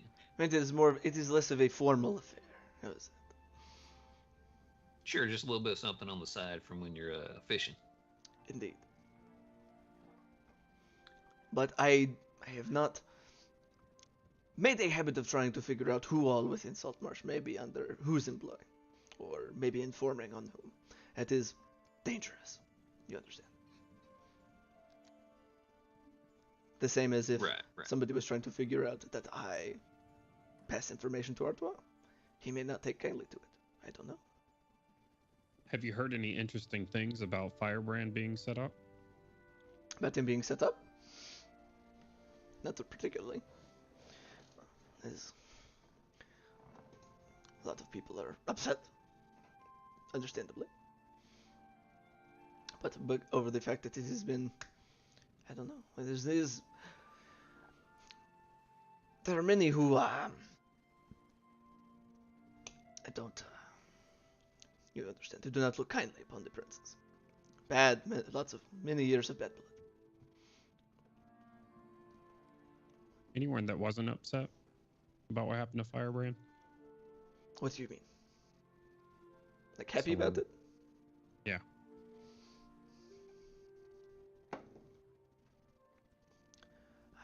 Not that I noticed. It seemed to range from either wholeheartedly believing the accusations that had been brought to bear against him and being furious with him, to those who felt confused and betrayed, maybe. But I don't think there was anybody exulting in the possibility that that someone who was supposed to be their protector had, in all actuality, been planning to kill them in their beds, more or less. I have a proposition for you. Your employment and what you're good at is getting information. Good at is a strong word. Percy. Oh, you're not good at it. I'm not a spy. How's that? I listen. An opportunist. Just so.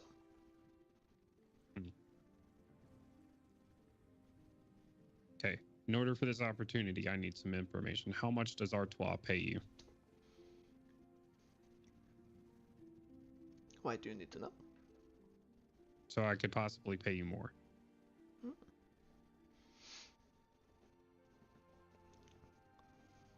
First, I would like to know what it is that you would like me to do.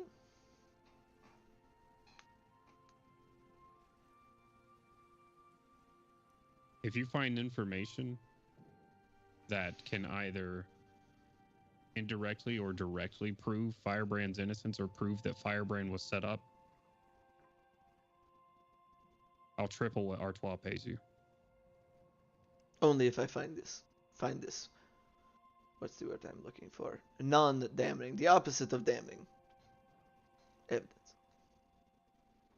I'll I pay think you it's exonerating. Hit that word. Yes, that is the word. Exonerating evidence. I don't know what that means. Prove his innocence. Yeah, I don't either. That's the term they use in the book. We will Sounds right. go in a book and write down exonerating and what it means. Okay. I'll pay you 150 gold for trying.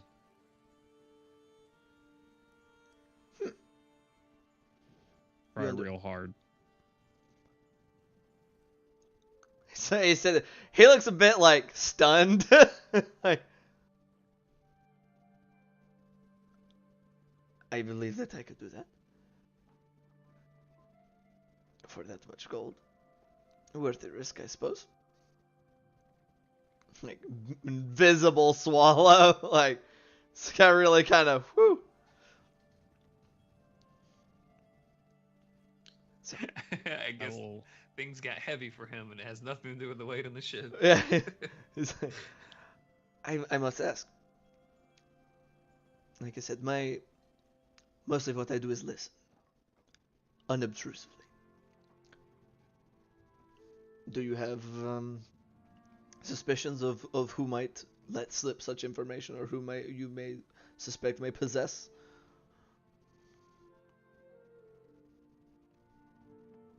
Kind of look to the rest of the group.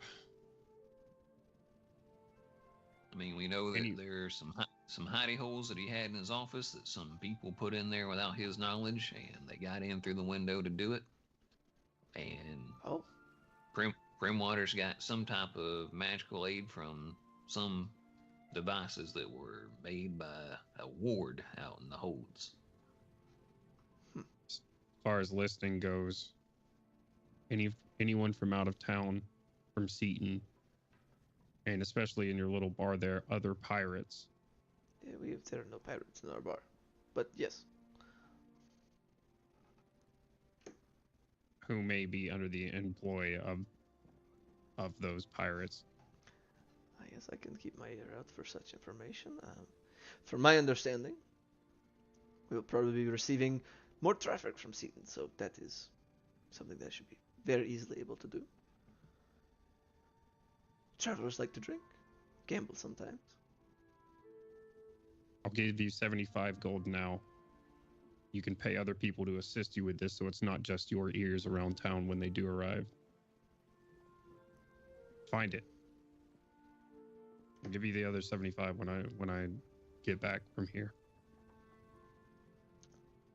I think that is amenable.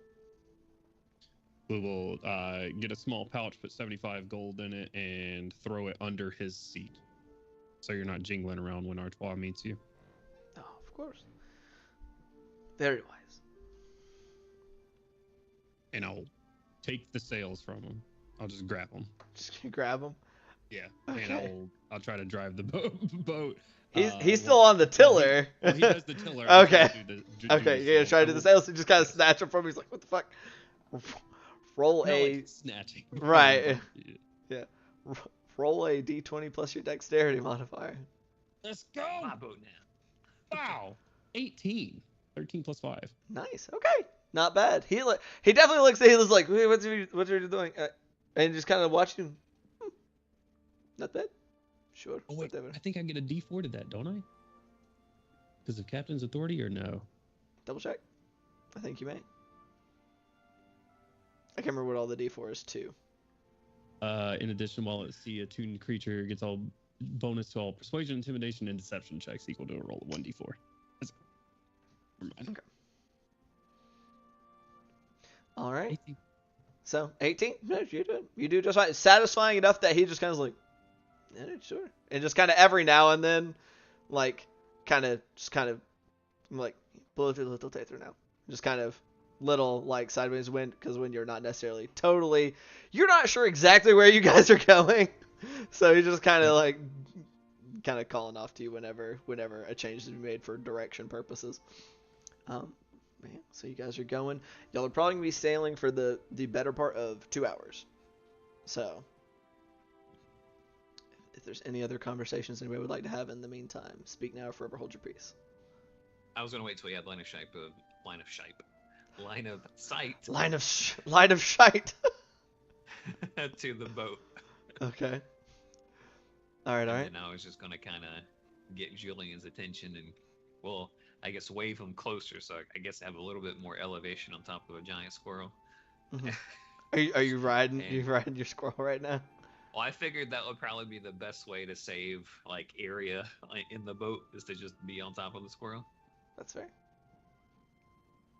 And just kind of like wave him over and kind of lean over to him. And, all right, I know this is gonna be rough, so save a little bit of honey for the medicine, so to speak. I spoke to your wife. She said that she was missing you and to give her all her love. So now you can have that on your head as you're going in to do all this shit. I appreciate it. Yep. Just kind of like, it's not that he seems like he doesn't appreciate it. He just looks obscenely distracted. Just kind of like, probably a little bit rudely, but not intentionally, turns back and proceeds to watch where they're going. Okay. So, and as you said, you held this up until you saw a ship. Kind of, and it is hard to see because there are no lights. Ah. And so is just vaguely out in the darkness. You just can see a very vague outline of a large vessel. As you guys kind of come coasting up. And as you do, kind of, Francois has you kind of start to kind of reef the sail, so y'all kind of drift, slow down over that way. And he lets out a couple of very, like, high-pitched, like, piercing whistles. And slowly, like, you see what appears to be, like, a dim light kind of comes on, seems to appear up at the top of the middle mast, like almost like an unshuttering lantern,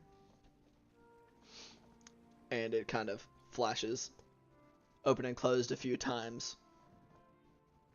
We've seen this before. No, not this exact signal, but similar, very similar. You just kind of coast up. You figure none of you guys would realize this, I'm sure, but it's more or less in the same language. Be like, that looks, it looks not quite the same, but it looks to be in a very similar kind of pattern. Loop says, "Oh, I know this." Brings out the bullseye lantern and starts doing it back.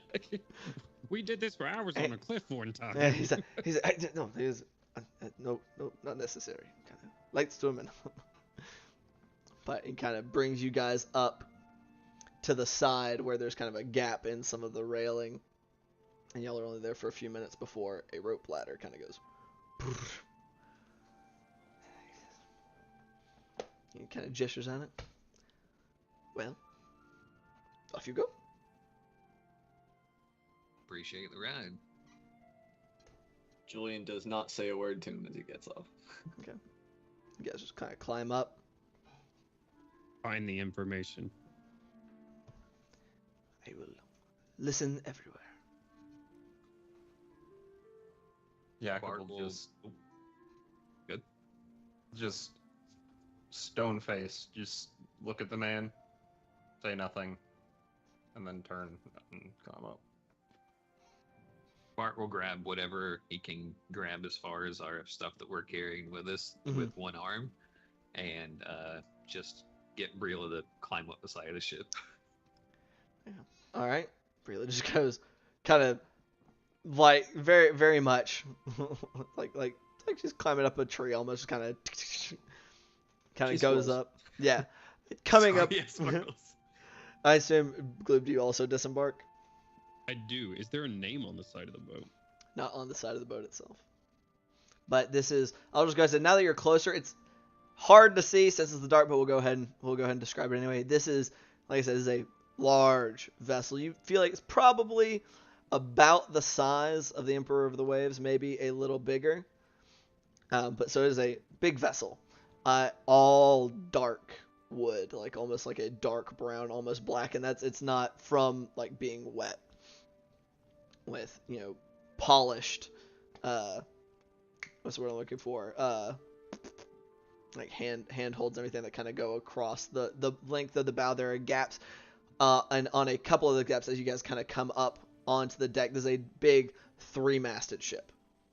So, like I said, big vessel. The sails currently reefed, but also of a darker material, similar to Farenzal's ship, the Princess Winch, that you guys saw originally. These dark colored sails. But unlike Farenzal's vessel, which was significantly smaller than this one, you guys will recall, on two on either side appear to be two almost like very large crossbows, almost mounted. And we'll say they are for y'all's context, they're scorpions. So they look like they launch about like smaller javelins in size. There seem to be two on each of those sides, and you see all the way up at the bow of the ship a much larger and sturdier construction of the same as a ballista. It seems to be mounted to the front of this ship. But as you guys all settle up there, several pirates kind of scatter back when you come up on top there, Bart, on top of Brila. This is like you see them, a couple of them kind of like grabbing it at swords and stuff that are on their waist, but kind of seem to chill out a little bit once they kind of take it in. And kind of facing you at the front is a familiar individual, not Artois right this moment, but an everyman. A gentleman who led you guys to Artois this time, except instead of being dressed in plain clothes almost as a fisherman himself, the very well-tanned, kind of widow's-peaked gentleman is in leathers and has a rapier and dagger at his belt. Gentlemen, glad you could finally join us, though it is a tad late in the evening, I mean. How you doing? I'm doing all right. Well, give us just a moment. Sent somebody off to let Captain Artois know of y'all's arrival. We did not formally meet last time. I am first mate on this ship. I'm Danek Arstead. Beautiful ship. That she is. Good What is vessel. Danek Arston? Danek Arstead. DENEK ARSTED. Will there be rooms, or are we sleeping on the deck? There's a room available for a lot of you. We keep a separate space for whenever Artois is transporting guests. Wise. Efficient. Indeed. First mate of the what? Of my ship, that is, the Fwadcan. As kind of walking up from the back of the ship, kind of coming through a door where there is some faint light coming. You see Artois in his full regalia, his black silver worked jacket, rings, shiny boots, the whole lot. That is the Fwadcan. So Okay. it's French. Cut me some slack. Is the spelling of that is FROIDE CAIRN.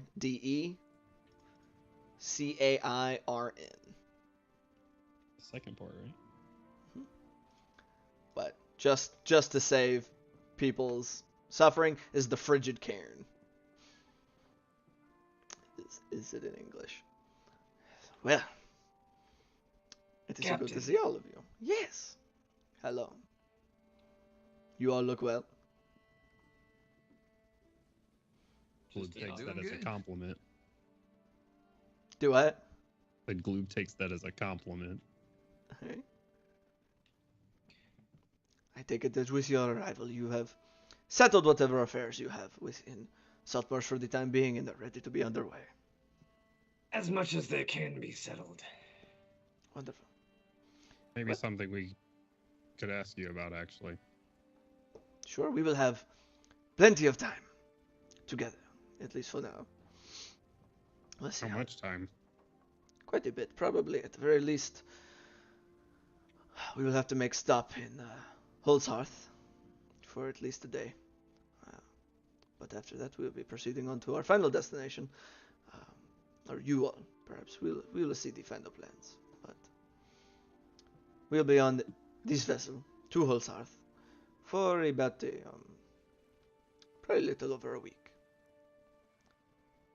We are located fairly far away from the mainland, you understand, for obvious reasons. Right. Right, yeah. What? Well, welcome aboard. Yeah, well, welcome aboard. We'll be making our way at first light. Hopefully, we've managed to be here unnoticed for the time being.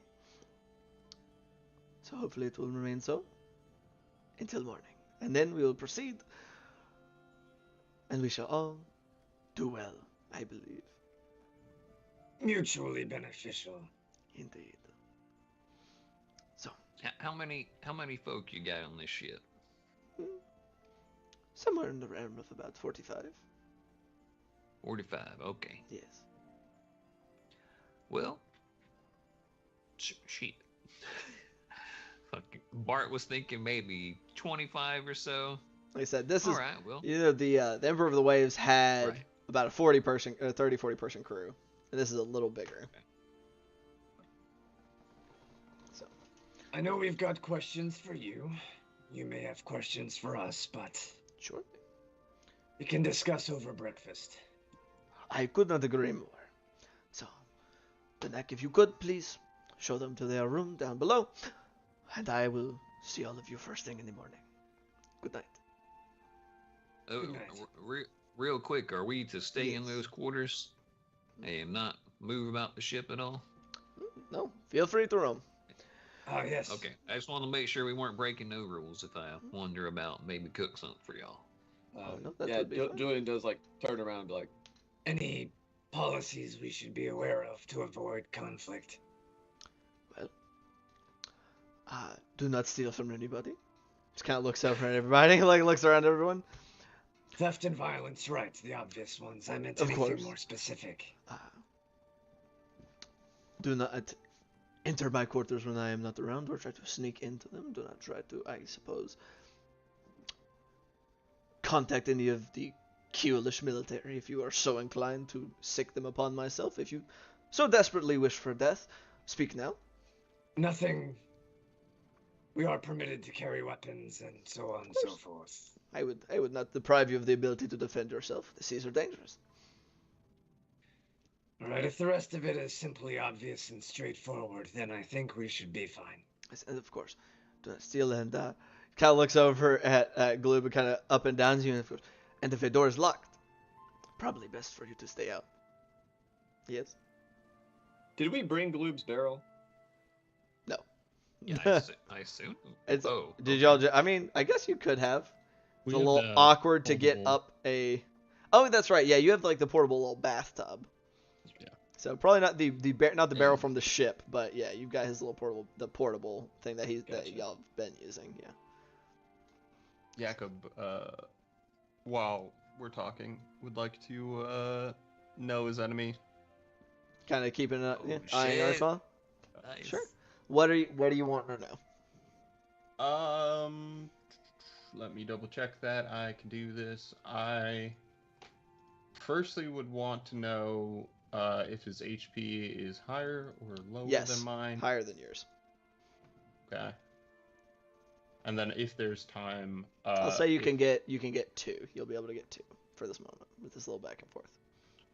If his total class levels are higher or lower than mine. Significantly, yes. Higher. Yep. Lower. Significantly Level. higher. Okay. Good to know. Good Yeah. to know. He's level 2. He just has a lot of hit points. Con score. Definitely, wild. yeah. Definitely just of a sense of as you eye this guy, just for the way this plays out, this seems an experienced individual. He seems totally at ease with this situation. Like this is something that he feels like he's done many times before. Seems very, very at ease and experienced. Very, very sure of himself. But yeah, so Okay, good to know. all right. So Well, good evening. good evening. Once again, I welcome you aboard, and may our time together be fruitful for all. Right, absolutely. Says that, he kind of gestures off to Arstead and turns on a Who's heel. the first mate that he said to take Yes. us to our rooms, right? Lead on, sir. Yeah, so Artois steps back into what appears to be the captain's quarters, kind of at the aft end of the ship.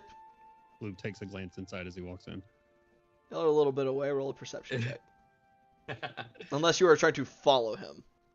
No. I'm just looking around at everything. Kind of like, Perception check He is just gonna slips- be... He just slips the door behind him. What? You said don't go into your room when you're not in it. 13. 13. You don't see a ton. You see some soft light. It looks like you assume, like, since there was no light, like, from the outside, that he probably has curtains or something blocking whatever windows. But just with a 13 just quick in there, you see what looks like maybe a desk, maybe a table, and what looks like a pretty sizable bed. And their door shuts behind him. Danek turns on. Yeah, if you guys come on with me, kind of waves what crew members up there, like, back on y'all's post. You're not getting off watch just because new faces showed up. I kind of swatting people back to what they were doing. Takes you guys down a couple flights of stairs. The first one you guys go down, it looks like there are a couple different stairways so that multiple people, it's easier to get traffic up and down. But taking you guys down these one set of stairs and down there, you can vaguely make out sleeping forms in a mixture of cots and hammocks that are kind of slung up along on that first deck, and then taking you guys down one more, and then across, which seems to be a little more storage space. And Bart, you notice that this is maybe where their kitchen utensils are, is on this level, as you are finally attuned to these things. And you kind of see back a little bit a ways away. It looks like maybe some hanging pots and pans. Bart And some would like to seating use areas. Know your kitchen? Know your kitchen.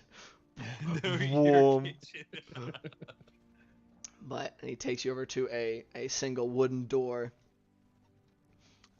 that he opens up, and it's fortunately there's not a boat, so things are going to be a little bit cramped, but this will be your home for a little over a week, hopefully, maybe shorter.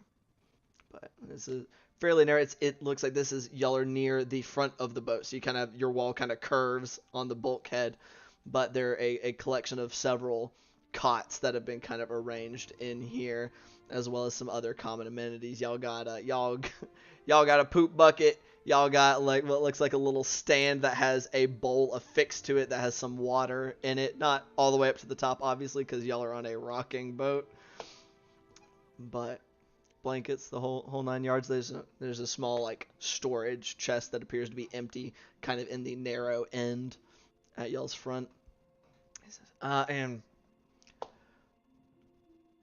don't bother this door right down here. And he kind of points in like in the very fore of it, looks it's almost in that hole, like it's gonna be in that point section. There's one more door. And he says,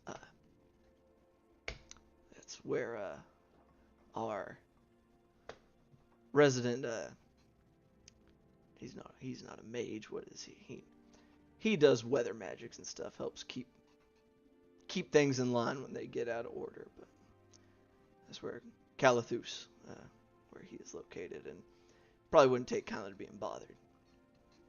That's pretty Maybe normal practice tomorrow. among large ships and stuff, right? Yeah, those that can afford it, like if they can afford it, they do, because Right, it but, does like, a lot of good. Not like crazy, like Yeah. governments and rich people and stuff like Yeah, that. absolutely. Like larger trading vessels, even some like very wealthy shipping, like not shipping. I'm sorry, those like very wealthy like fishermen. If they have like a larger fleet, they're bigger vessels that go into deeper water. They will bother to employ a sea witch or weather mage or something along those lines. That'll kind of that if things start getting a little dicey, they can do things to negate possible damage. But Before you go, I got yeah, 2 questions for you real quick. shoot. I've been looking for a small little object. I've been told its name is the Decanter of Endless Water. Popular among shipping folk, yeah. Yeah, and so I figured shipping folk. If y'all had an extra one, or if you think your wizard friend has one, it would be possible to buy one. I don't think off the ship itself. No, we are in possession of a couple, but I don't think they're for sale. But as you heard the captain, we will be stopping at Hull's Hearth for at least a day. Worth your time to peek around there. Is that a location that we are familiar No. with, or that? Okay, That is entirely alien to you all. gotcha. Well, good night. We'll see you all in the morning. Sleep well. Right. I need to use appreciate your- your your hospitality. Oh, I need to use your bottle first. Who unfolds the bathtub? Sets it down. What do you mean? I need that filled up. Kind of looks at you for a second and goes, I suppose that does make sense. One moment. That's why I want to buy one. Understandable. Kind of steps away, comes back a few minutes later, does seem to have a fancy bottle, more or less, for lack of a better word. A fancy decanter. Jacob just swoons. Oh my Passes god. out. But does pop it open. Seems to kind of mutter some word under his breath. Some fresh water. Spills it. And he stops after a second.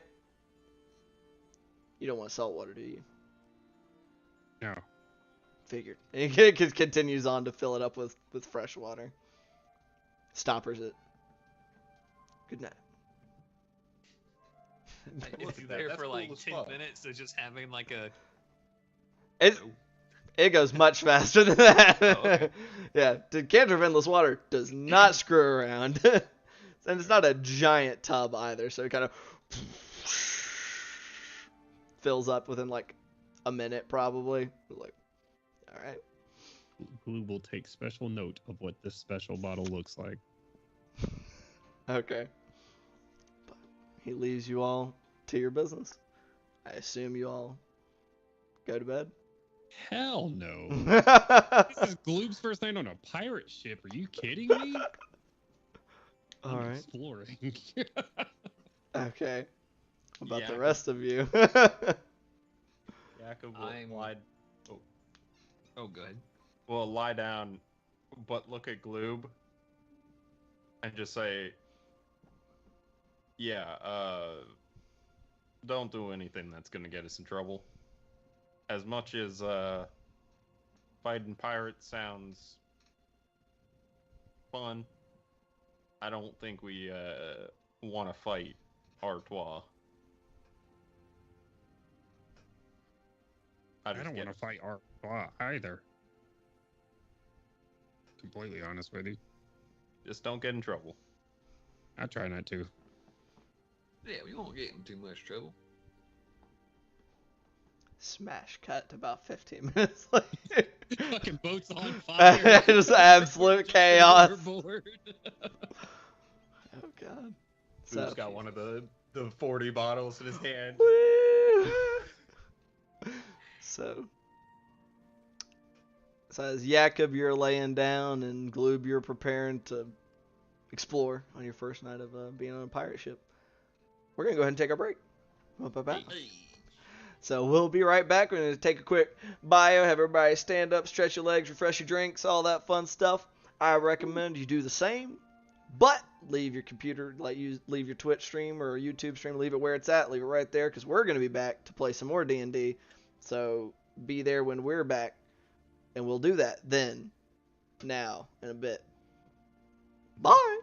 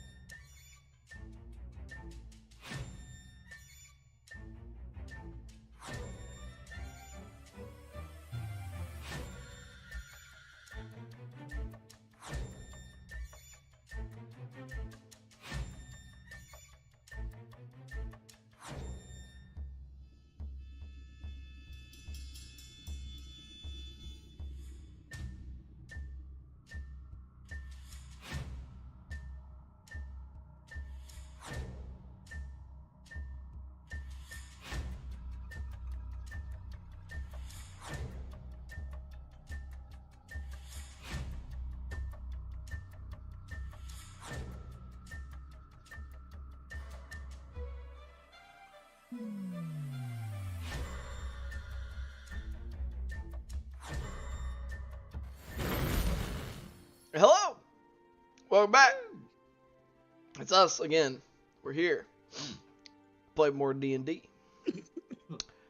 But before we do that, earlier, like a little bit ago, first half of the session, our heroes wrapped up their affairs, gathered everybody together, packed up their bags, contacted Francois, the part-time smuggler / information gatherer, made a deal with him to pay him a quite large sum of money, as far as he's concerned anyway, for him to keep an ear out, or at least, and hopefully actively seek out information pertaining to the capture / framing of Eleander Firebrand. They then made it onto the Frigid Cairn, also known as the Fouad Cairn, which is Captain Prospero Artois' vessel. Briefly meeting with him as well as his first mate, being told their itinerary, which is to first stop be Hull's Hearth, which is somewhere presumably within the holdings of the Sea Princes, who knows, before leaving from there to their final destination. How they'll be leaving from to their final destination from Hull's Hearth, they don't know yet. Presumably they will find out at some point during their journey. They then were taken down to some quarters. They were told that was where they could be sleeping and keep their stuff. They were told they more or less have free reign of the ship, except for places that are like locked and obviously not meant to be entered by those who don't have keys. Also, don't steal, don't start fights. Very standard affair. Nothing. Maybe a little. Seems like maybe they run a little bit of a tight ship as far as pirate standards go. No thieving. What the fuck? And also to not bother Calathus, who is the ship's resident weather handler in the magical ways. But I believe some were laying down while others were planning to look around the boat a little bit. And so that's where we're going to rejoin our party, where Jakob was laying down to have a nappy poo. Gloob was going to perhaps explore and maybe perhaps cause mischief, which was causing Bart to choose to accompany him.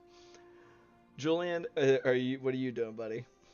About what, give or take, what time is it by now? At this juncture, it's probably around midnight, considering it took you guys a couple hours by boat. A little before midnight, probably closer to like 11 p.m. And we'll head to the deck.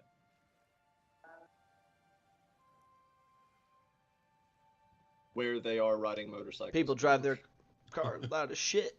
Anyway, so snoring. Oh, that's the cannon. Now. Really weird rhythm. There's actually there's like an ogre that is on this boat.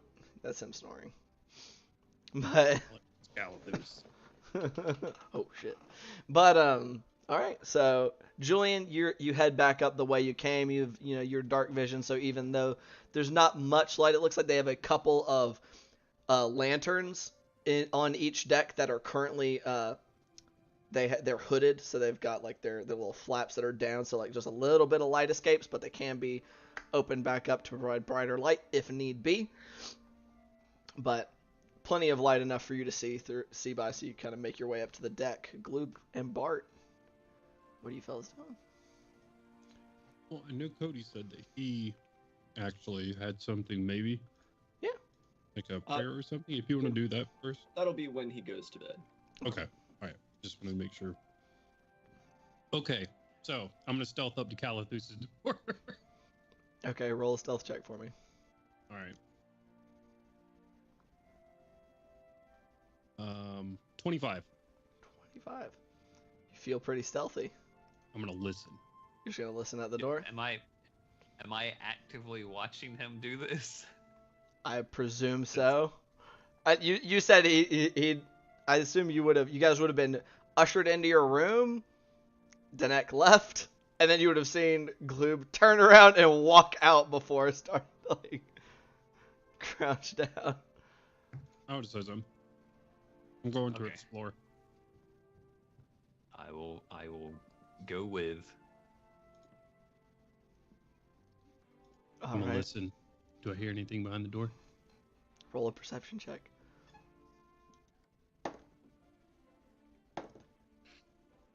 17 plus 4, 21. 21. I'll say with a 21, you're listening at the door and you hear like not very loudly, but you do hear like a faint snore from inside. What's Like, it sound kinda- like? Kind of like a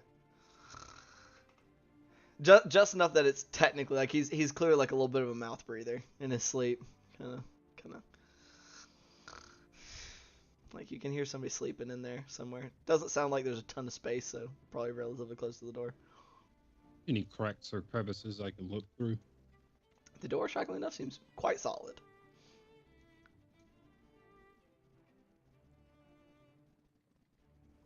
Sound like a big snore? What do you mean by as if the individual who's snoring is quite large? Is that what you're Yeah. trying to? Mm-hmm. I'm gonna say you're not quite sure. They probably range in the category of snoring sizes of somebody in around Julian or Jakob's size. They're medium-sized categories. Medium snore. It's a medium-sized category snore. They didn't get the feet like Melgrim did for oversized snore. Yeah, where within the category of medium this individual falls? Who knows? But they're in there somewhere. You got a range of size. I can't tell very much. They sound normal. Bart's just looking at Gloob leaning up on the door frame of their room, just smoking a pipe, making sure. He's watching like, Yeah, just looking at him. okay. Just, chilling. Nonchalantly, keeping an eye that direction. Yeah. We'll see him tomorrow. Yeah. Going up top. I'm gonna start going up top. Okay. Are you still stealthing going up the stairs, or are you just kind of walking? No, I'm just walking at this point. Okay. I said we had free reign, so I'm not trying to stealth anywhere at the moment. Okay. And to just shore it up, I'm not gonna try to break into anywhere or anything. Okay. What I will be looking for is I'll probably definitely go over to the Scorpions and Ballista Mm-hmm. and see how much attention I get when I get close to them. Like how quickly people move in my direction. I won't touch them though. Okay. I would also, and while I'm doing this, I would like to gauge the people that are up and around, Mhm. their attitudes towards us. Oh shit, I forgot to say this. I want to twist my sword before going up top. Okay. I want to twist it and give me advantage on wisdom checks. Yeah, wisdom checks. Like for perception / insight, that kind of thing. Exactly. And I want to look at all of the people around, see their attitudes towards us, Mm-hmm. and their general demeanor, like if they're treated okay or something like that. Okay. So you're trying to kind of insight check, like kind of give them the up and down as you're walking around there. Yeah, go ahead and roll it. Yeah. Bart, are you following him up? Yep. Okay. Just want to be sure. We got Brila following me, so we got like a little train going. Fucking glue Bart Brila. With advantage, 12. 12. I mean, Oh, no. it's better than you've rolled a lot of times. So the thing is, I'm gonna say for you, Gloob, like you went up there with intent, but you're just kind of like, whoa, as you get up there, because the thing is like so the first thing like you go over and go to check out the scorpions and the ballista, and nobody like stops you, like you can definitely see like some the handful of men and women like the of the pirates that are on deck, they watch you as you go over there. But that seems to be all they're doing is keeping an eye on you, make sure you're not fucking with anything. And I'll say like Right. with the ballista and the scorpion, none of them are actively loaded, but they appear to have like stored nearby like oiled like sacks like that seem to hold their ammunition, at least right now. Maybe it's different during the daytime or when they're being actively used, but they seem to have like waterproof sacks where they are keeping like these long sheaths in the for the at least for the scorpions. The ballista, bit bigger. It looks Right. you don't see the evidence of where the ammunition for the ballista is at right this moment when you first go and look at it. But also looking at these guys, it's distracting because before, like, what the only other large ship you've been on was with the dwarves, and they were all pretty like very very like they were dressed as sailors, or or they were in their like leathers and like with their weapons and stuff, and it was all very uniform. There doesn't seem to be a particular pattern with any of these guys. Like you see some like handfuls, like some of them are dressed in like bright colors, some of them in darker colors, various and sundry different shades and tones and colors and styles of clothing. Like none of these guys match, seemingly. Like they all look pretty like more or less however the fuck they want to, and they all just kind of keep an eye on you. And none of them look particularly hungry or injured or even all that dirty, as much as you would maybe expect somebody to be who is, a dastardly pirate who's on the seven seas and doesn't bathe. Well, pretty well taken care of at the very least. Yeah, they look well. Walk by, and a couple of the more colorful ones, I'll definitely compliment what they're wearing. Yeah, get a couple kind of gesturing at like you're jacking your hat. Not bad yourself. I know. Things of this. I know. Well, yeah. For most of them, they seem to just kind of like, but they do seem to be kind of like sizing you guys up as well, like kind of seeming to try to get a read on you all as well while you're kind of up there. But nobody seems to particularly interfere with your goings about on the deck. Not like actively hostile or anything towards us, just trying to kind of. Yeah, there's kind of keeping an eye on you. Bart's going around a little bit behind Gloob, introducing himself to all of the, I guess, like on-duty pirates, and kind of like a way that you would imagine, like, I guess, a dad to like introduce himself to like a park ranger before he went on a tour type kind of thing, when everyone's getting ready, like one of those, oh yeah, yeah. Some interesting weather, just dumb shit like that. They're like, whereas they're kind of digging the vibe where Gloob's like, yeah, y'all's clothes are cool, and they're like, yeah, you're looking pretty good yourself. They're just kind of like, my eyebrows raised when you're saying this, like, yeah. Gloob says back to you, Bart, stop, you're embarrassing me. All right. Just smoke my pipe. and take a few steps back and just kind of like lean against Brila. Give a nice 15-foot gap. Let Glue do his own thing. Let him meet all the new kids at school. I know he doesn't want mom or dad embarrassing him, okay? That's exactly. Yeah, there you go. You can be cool. Don't. With the weather? It's fucking normal. What are you talking about the weather for? I mean, what do you mean? Weather's important when you're out on a boat. That can be real dangerous. They're pirates. Gonna Okay. die. Talk about booty or women or men or whatever.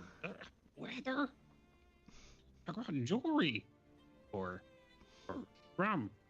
Here, you gotta do better. I'm gonna reach in the bag and grab a bottle of liquor out. This is exactly what this is for.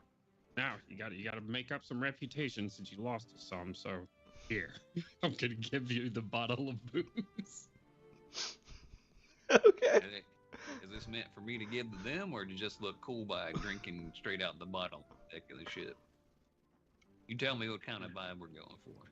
You maybe share a drink with them. All right. Yeah. Be cool. All right. Yeah. I mean, I can do that. Sure. Julian, unless you're just Wait, not paying attention, you totally would see all this Yeah, going on I because was- you're I up was literally there. getting ready to ask You're to, sitting there like, is this on the deck near where I'm at? I mean, it's a Julian's like- sizable deck, so I guess that's kind of up Julian to had, you. like, started to post up on the like against the railing and just look out to see a little bit, like look over his shoulder again at all this. Hey, Blue! What? He's eating. Bites into a ship cracker, like some nice hardtack, you know. No, it's just kind of like strange time for hardtack. Hard Good what? time I for a found this on the drink. floor. A drink? Share up. Gesturing kind of at the both of you. Yeah. He is going to take a swing. Just some random liquor bottle. Nice. Is it rum? Oh, High low. hi. Always high. It is rum. Hey. Yeah, so it's like, is it rum? And he's like, yep. Awesome. Holds it back out towards Bart. You get a couple thumbs up from some of the pirates around there, like, nice. Good choice. I'll elbow Bart. Told you. The tilts his head over towards Bart. The whole, past the point of no return is definitely setting in. Right, we're here now. Let's just, hope maybe this time Swahagan don't attack and start beheading the crew, and then we have to save everybody. One of those situations. I'm sure this crew's a lot more capable, though. Right? No matter what we come across, we'll have their back. Looks around at the night shift workers. One of Sure them hope kind so. of snickers. Like they seem to hear Bart when he was talking about the hopefully Sahuagin don't come in and slaughter everybody. Just kind of like. Do they seem to be snickering as in like, oh yeah, like that would ever happen? Or like... It seems to be kind of. It seems to be snickering in response to it. Just it pops out when you're talking about hope Sahuagin don't come out and slaughter everybody. Oh, okay. He'll get a just kind of a tilt of the bottle in acknowledgement. Julian will take another swig. Who's the ship's navigator? Are you asking that of anybody in particular? The pirates that are Just hanging out just next some to us. random And- pirate. Take the bottle and hand it over their direction. You get kind of like a double take from Julian, who had fully intended to commandeer that bottle. Pirate that you kind of is over there is kind of seems to be kind of keeping is kind of splitting their attention between like kind of watching out towards the water kind of, and you notice more of them are kind of posted up with lines of sight inland towards where you guys came from than are posted up on the side watching out towards the open sea. But it's kind of splitting their attention between watching that way and watching back to you. And she kind of walk up to her and turn to some like kind of lady that's got like hair shaved on the side of her head and just seems to have one like kind of medium length hair going down the middle of her head. She's like, navigator. I mean, no specific navigator. The captain does a lot of it, and consults with Calathus for the weather and things. We don't have a specific navigator now. Kind of takes the bottle when proffered, kind of. She's kind of swish it around her mouth a little bit before swallowing. Hands it back. Hey, Glue, you got another? We're sharing. That's what pirates do. She just kind of got her arms crossed. Was like, If this pirate makes eye contact with Julian at that point, just kind of. She just kind of goes, yeah, we share a lot. Like, just kind of fairly heavily laced with sarcasm. Enthusiastically. I'm gonna Yeah. roll an insight check. 5. I don't pick up on the sarcasm. Nope. I just nod over to her and, as a matter of factly towards Julian. Told you. Right. Well, let's share 2 bottles instead. Okay. Oh man. So you're just pulling out another bottle of booze. Mm-hmm. Okay. Alright.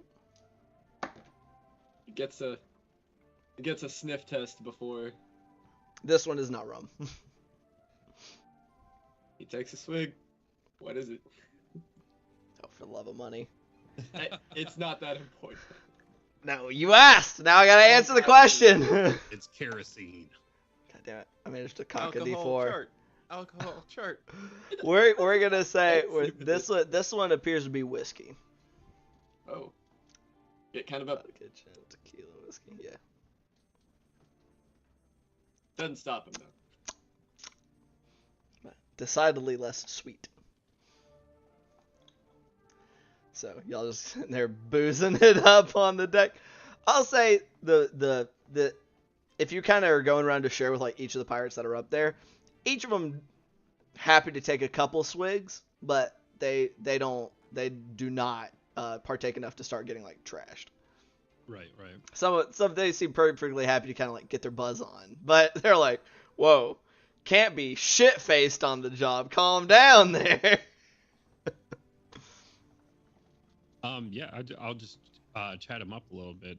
So, you guys are pretty happy here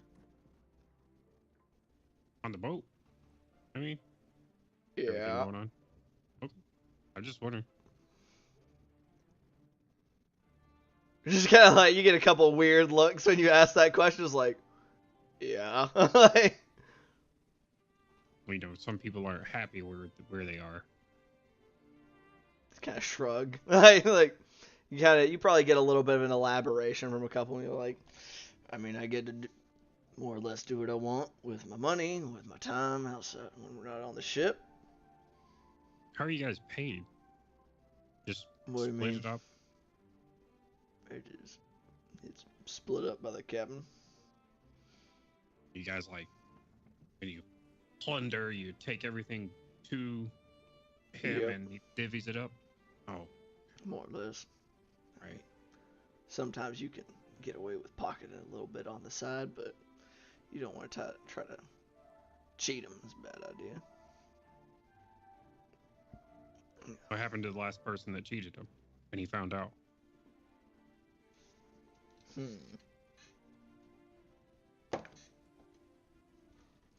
The guy just kind of looks at you deadpan and is just like,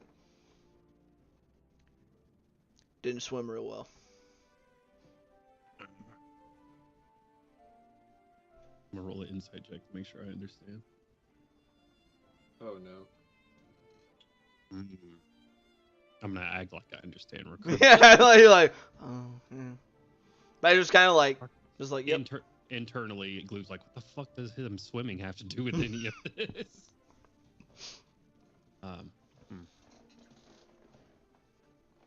But Okay. as long as What's you, the last thing y'all fought? What's the last thing y'all fought? last thing we fought. Thing. I mean, Every now and then, someone who's not as familiar with the holdings gets a little big for their britches. Spend most of your time near the holdings, or any time closer to the shores of like Saltmarsh and Seaton area? Kind of looks at you and is like, let's see. Roll a persuasion check for me. Okay. Can I get a D4 to this? Shit.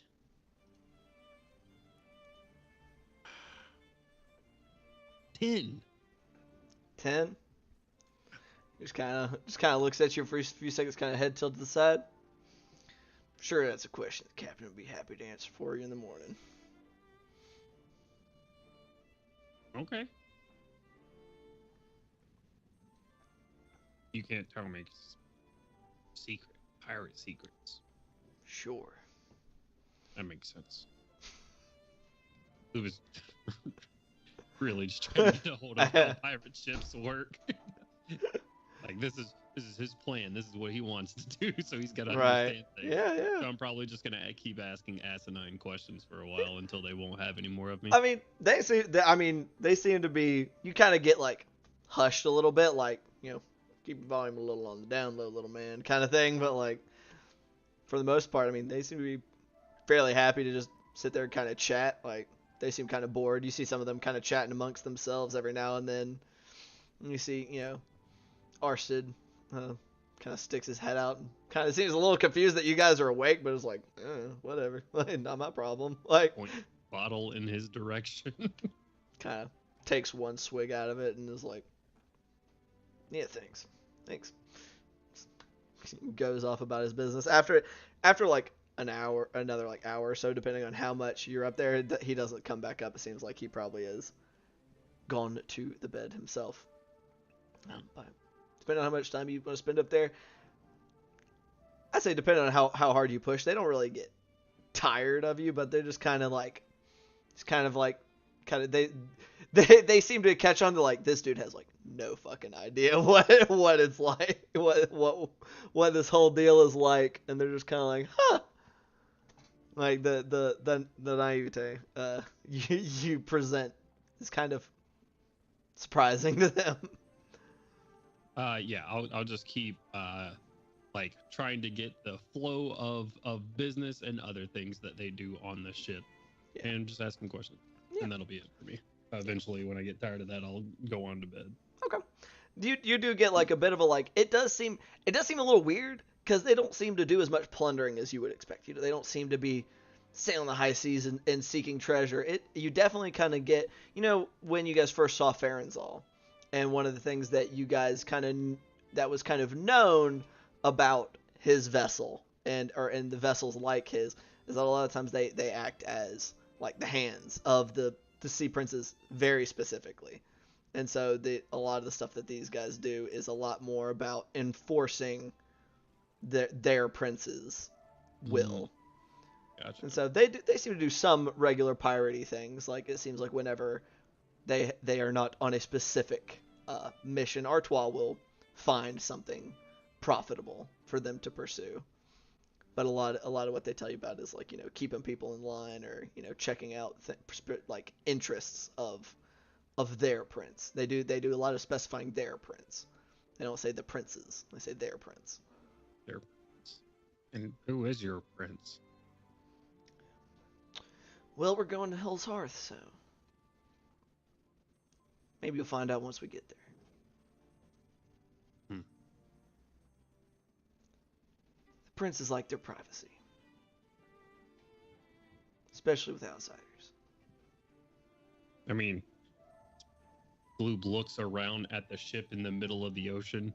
It's not like we're talking to anybody else. Just a name to call the person when we get there. Kind of smiles. Maybe the captain will share.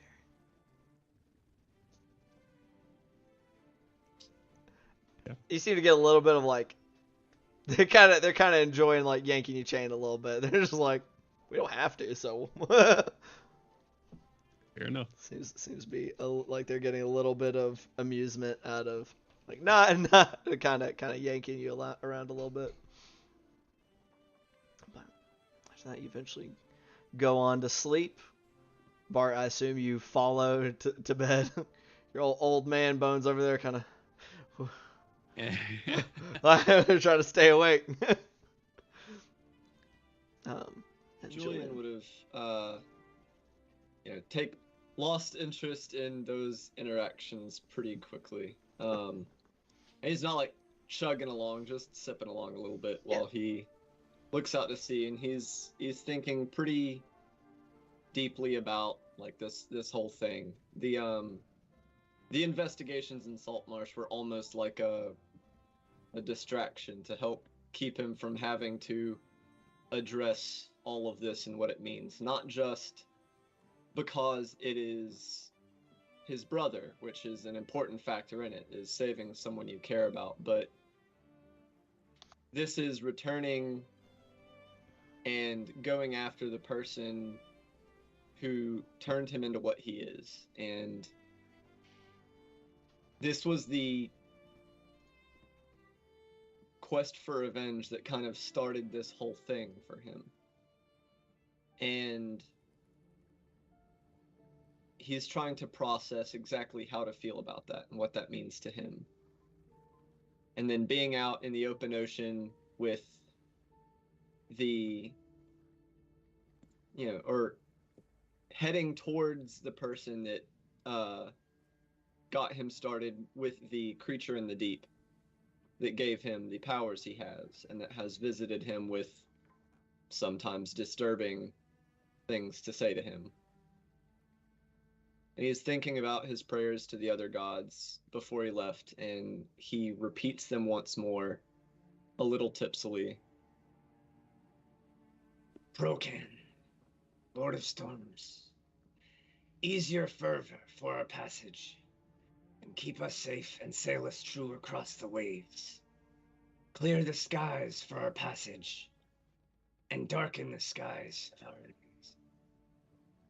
Celestian, far wanderer, shine bright to show our way in the darkness, and bless our journey into the unknown. Farlan, dweller on the horizon, grant us bountiful energy to travel fast, and with resilience to travel far. Rudd, great gambler, guide our hand as we play the highest stakes in the most dangerous game of both luck and skill.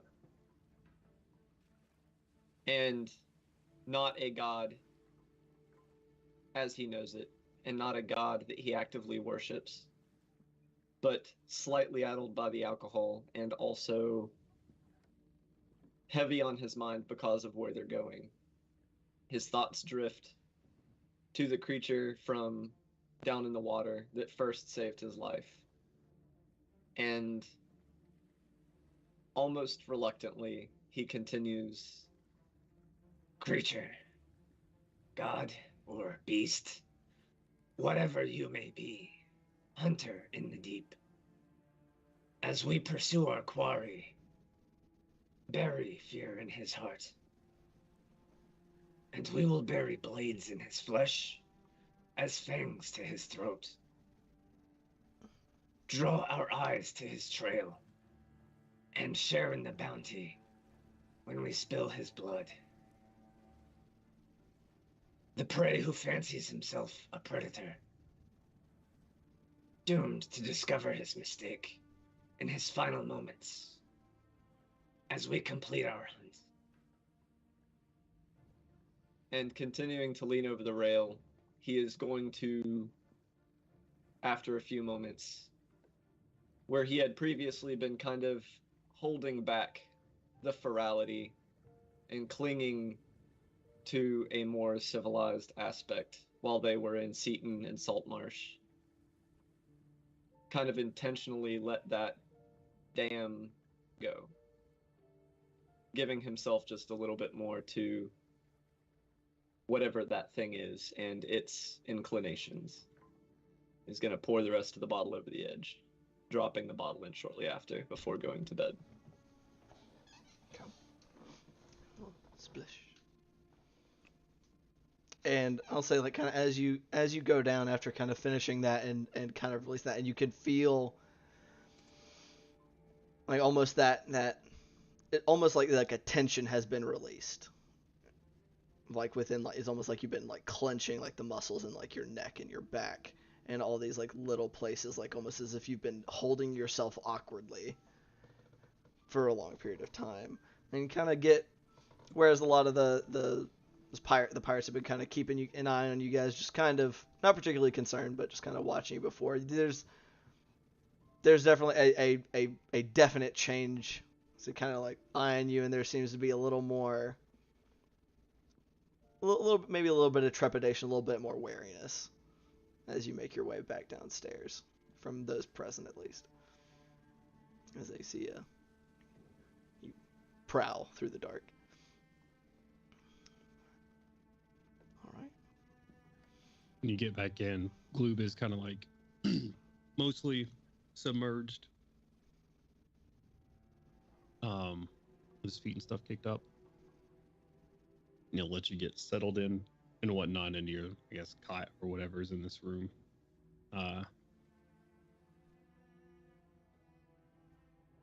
Julian, you ever dream about things?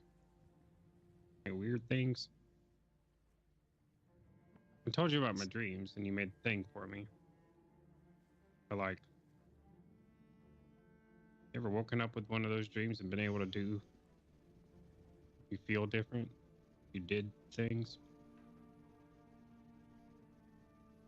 Sometimes. Good night, Glue.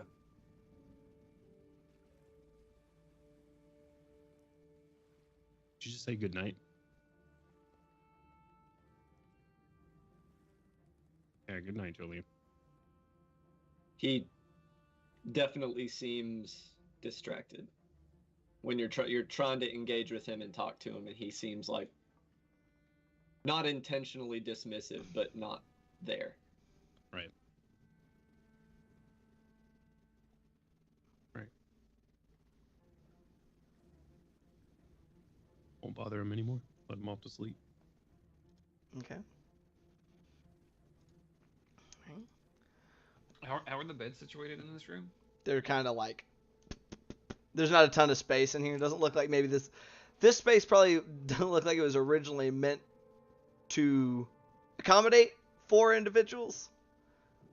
Okay, I didn't know if they were like bunks or just like laid out cots. These just appear to be laid out cots. Okay. So, looks like they kind of like, we're gonna have more people that are in here than normal. Shove some more cots in there. That's as good as it's gonna get for the moment. All right. I'll take one cot and Brila will take another. There are. I guess there would be enough because they didn't necessarily know Gloob slept in a bucket. So it'd be exactly 4. So y'all are actually a little more. Do what? I tried to give a thumbs up and it was lost in the gotcha. ether. So Gotcha.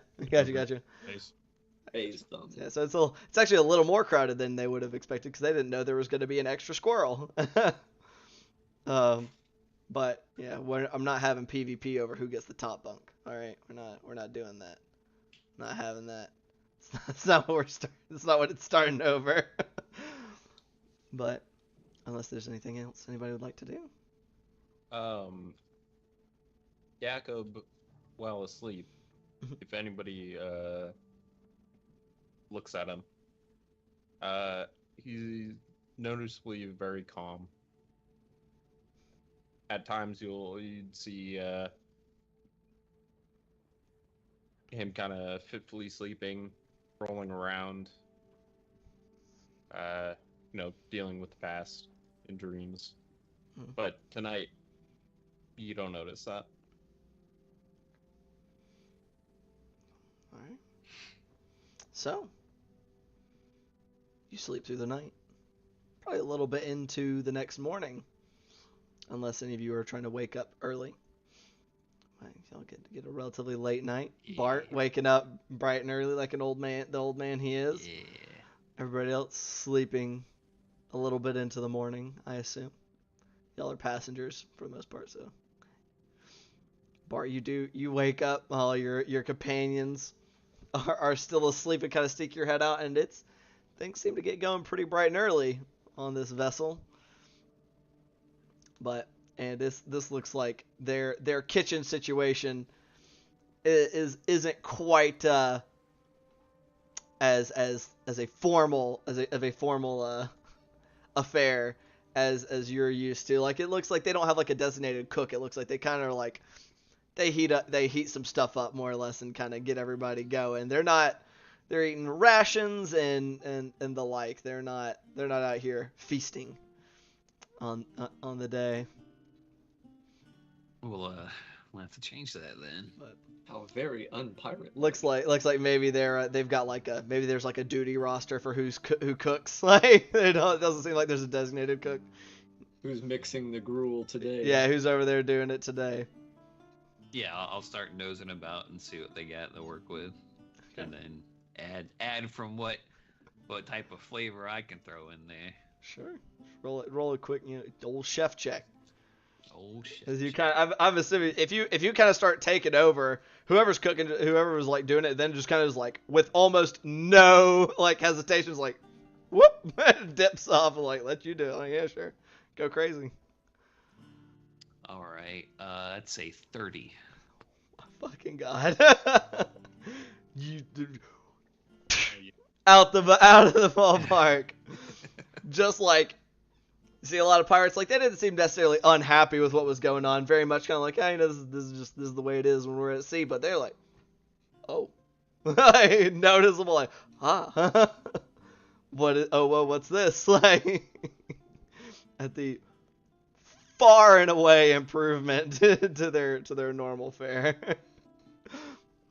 Yeah, I'll probably take something that they probably have a lot of, and then just try to like spice it up and make it a lot better. So if like they were having some sort of like basic sort of breakfast bread type kind of thing, to just get some meat in there and get some like eggs and stuff and wrap it up and make little breakfast burritos.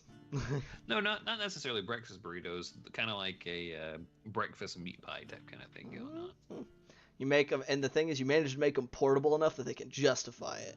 Cause it's like they can walk around with this, so they're like, fucking sick, A+. Like, they seem like, oh, this is fucking great. Like, you got a bunch of smiling faces, like, you're all right. Like, you're pretty cool. But definitely a lot less orderly than the other vessels you've been on. Seems to be a little bit of like there's definitely structure there. It doesn't seem like Artois lets everybody run completely amok, but it's like kind of like structured chaos. Like they're kind of doing their own thing. As long as everything gets done, it can be done. However, but so I imagine a little bit later, the rest of you guys come to, nice, well rested. Some, I don't know how well how well everybody is at sleeping on a bigger ship, but it's actually less rocky than on a smaller vessel. So you guys all come up. Jakob, your hand a little, like, slightly achy, but feeling good for the most part. So what would you guys like to do? I'm living the dream. Yeah, you guys go out and you see Bart has done exactly what you guys expected to happen, is like taken over the little like kitchenish area that they have going on, and seems to be handing out food to very satisfied pirates that are just like, this is fucking great, this is the best thing ever. Like, kind of get like a nut as you guys walk in, one of them kind of elbows y'all, one of you inside is like, your friend really knows what he's about in the kitchen. Kind of goes on his business. Yeah, people usually pay him for this. Shit. Good thing it's our boat. And their food.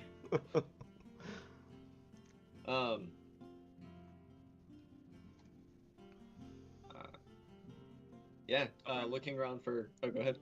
I was gonna say I'll probably have Brila, whenever people come in, to just have her, with her mouth, just not like actually carrying the food, but like the plate that they're in to just carry it to people whenever they come in. So I just have a bunch of like plates up there, and then her just biting them and be like, okay, here you go. Ingratiate yourself into this community of people by giving them food. They definitely seem like weirded out by Brila at first. Like they're just like very kind of like, what the fuck, giant goddamn squirrel. Like a few people kind of like ones that hadn't been on duty last night are kind of like, like if you're reaching for some like daggers and stuff, but like kind of starting to chill out a little bit. And they're just kind of like, all right, they don't seem totally comfortable with it, but they're just kind of like taking the plate and like, still a little tense, but it's making some progress maybe. You do once everybody gets up. Is weirdly enough, Brila seems to be a little like she seems to be paying special attention to Jakob when he comes up. Like seems to kind of be once he's up and is like hanging out near you, seems to be kind of always keeping one eye on him. Yeah, well, ask Brila what's wrong with Jakob? You seem to be looking at him this morning, kind of weird. She just, I don't know. Okay. It just kind of screams, just feels bad. Wrong. Feels bad? Feels bad. Wrong. Just kind of, but it kind of goes about doing what she was doing. But. Alright. Carries on. I'll wait for things, I guess, to slow down a little bit. And it's only so many pirates, so it slows down relatively quickly. You'll definitely feel like you're moving. There's a definite sense of movement compared to the stillness of a boat. It's definitely different feelings. Is Artois anywhere to be seen? Below decks, no. Julian will be taking his plate upstairs then. Okay. Plate is a Yeah, strong yeah. word. Probably. His bowl, piece of plywood, I don't know. A giant squirrel carries a plate in its teeth that has a meat pie on it, and there you go. Have your Thank pie. He addresses Brila like a person. He's like, Thank you. It's very kind of you. the nod. Just kind of dips ahead to one side. Giant talking squirrel's like so far from the weirdest shit he's seen so far. It's just like, yeah, this is super par for the fucking course. Totally normal. Jim.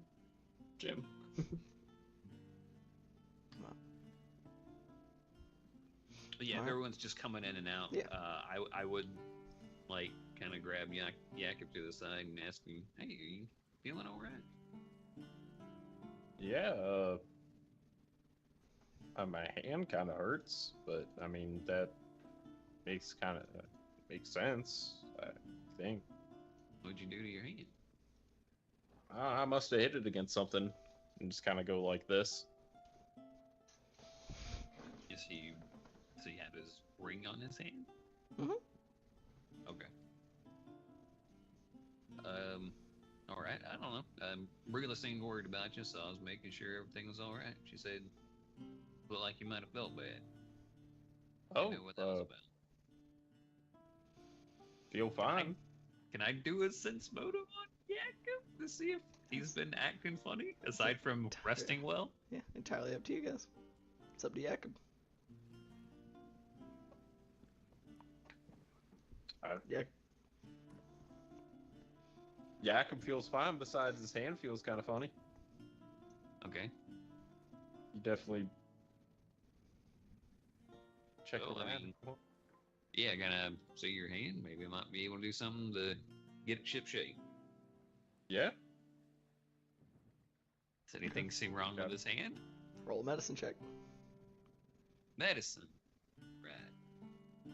That's a 13. 13. I mean, it doesn't seem to be particularly injured. Like it seems like maybe there's some like almost like some slight bruising, maybe like not enough to be particularly like heavy, Mhm. but just kind of like around some of the knuckles and things. So just like a slight discoloration, like maybe he like banged it into something, or maybe inside his gauntlets. Nothing that seems like particularly like wild or crazy. I will hand him ye old complimentary before bed goodberry that I haven't cooked into anything today since there was no toast. Okay. It should straighten you out, hopefully. Or at least All make right. it maybe not be so much of a problem. Eat Pop your in good the good bear. You are instantly full. Like, very, very full and satisfied. Yeah, not quite sure. Maybe it fades a little bit by a smidgen. You're not quite sure. Kind of hard. It's one of those where it's like kind of hard to judge kind of things. You're like, maybe it helped, maybe it didn't. Maybe I think it feels a little better just because I was told it may make me feel better. Like, maybe you're placeboing myself. Looks down at hand. Oh. Thanks, Bart. All right. Yeah, no problem. Anytime. Alright. Julian, I know, said he was taking his pie and seems to have headed upstairs. Anything else the rest of you guys are doing?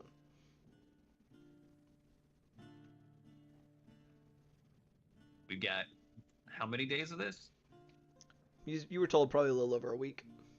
That's it. Okay, and we're going to how long before we make it to that first stop, you said? A little over a week.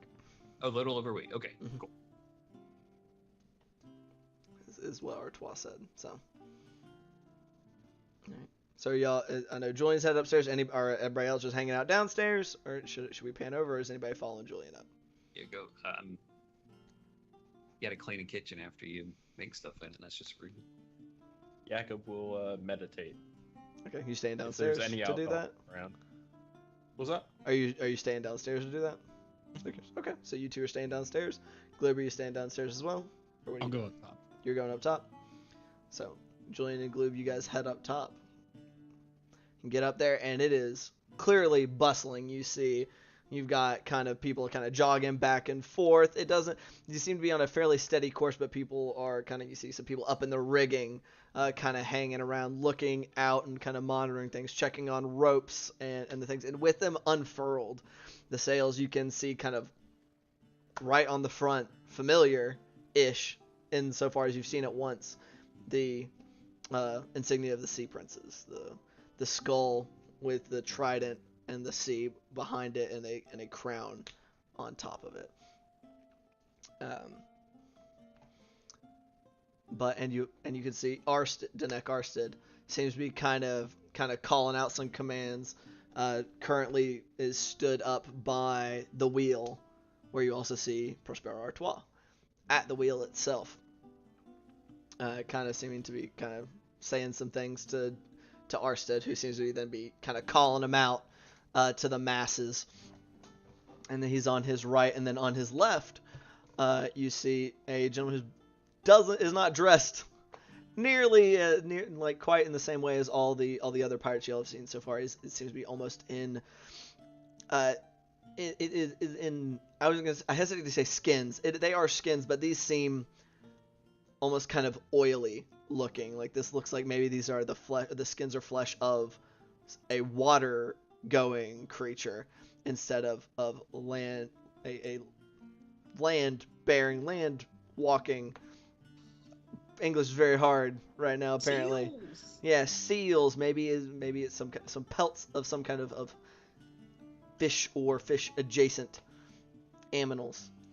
But seems to have kind of medium length, stark white hair that kind of hanging down to either side of his face. Seems to be kind of very purposely has a couple of pieces of hair that is like his bangs are pulled back along the sides, with a skin tone that is very unfamiliar to you guys. Of it is a bluish gray, and the most notable, aside from his slightly odd clothing compared to the other pirates, is he seems to have like these kind of ivory goggles that seem to kind of go over his head. There's a thin slit right down the mid, like right in the middle, so you can't quite see his eyes, but he seems to be stood off to the other side of Artois.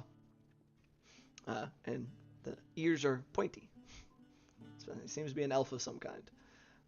But it stood next to Artois. It seems to be kind of Artois is kind of conversing with Arsted to say something that's kind of seems to ask a question of this other fellow who kind of like looks up into the skies and over at the seas before answering. Seems like take a few moments to contemplate. It seems kind of his hand goes up and you see an orb going. It seems to shiver with some colors and maybe some slight movement before he answers Artois. So, what do you boys want to do? Julian will, walking out and he sees the symbol of the Sea Princes and kind of settling in that he's on a pirate vessel. And just kind of has a moment at the lack of negative feelings at that. Not at a presence of positive feelings, but more ambivalent. Means to an end kind of thing. And we'll proceed towards Artois, not presuming to go all the way up to him, but kind of get within sight line and...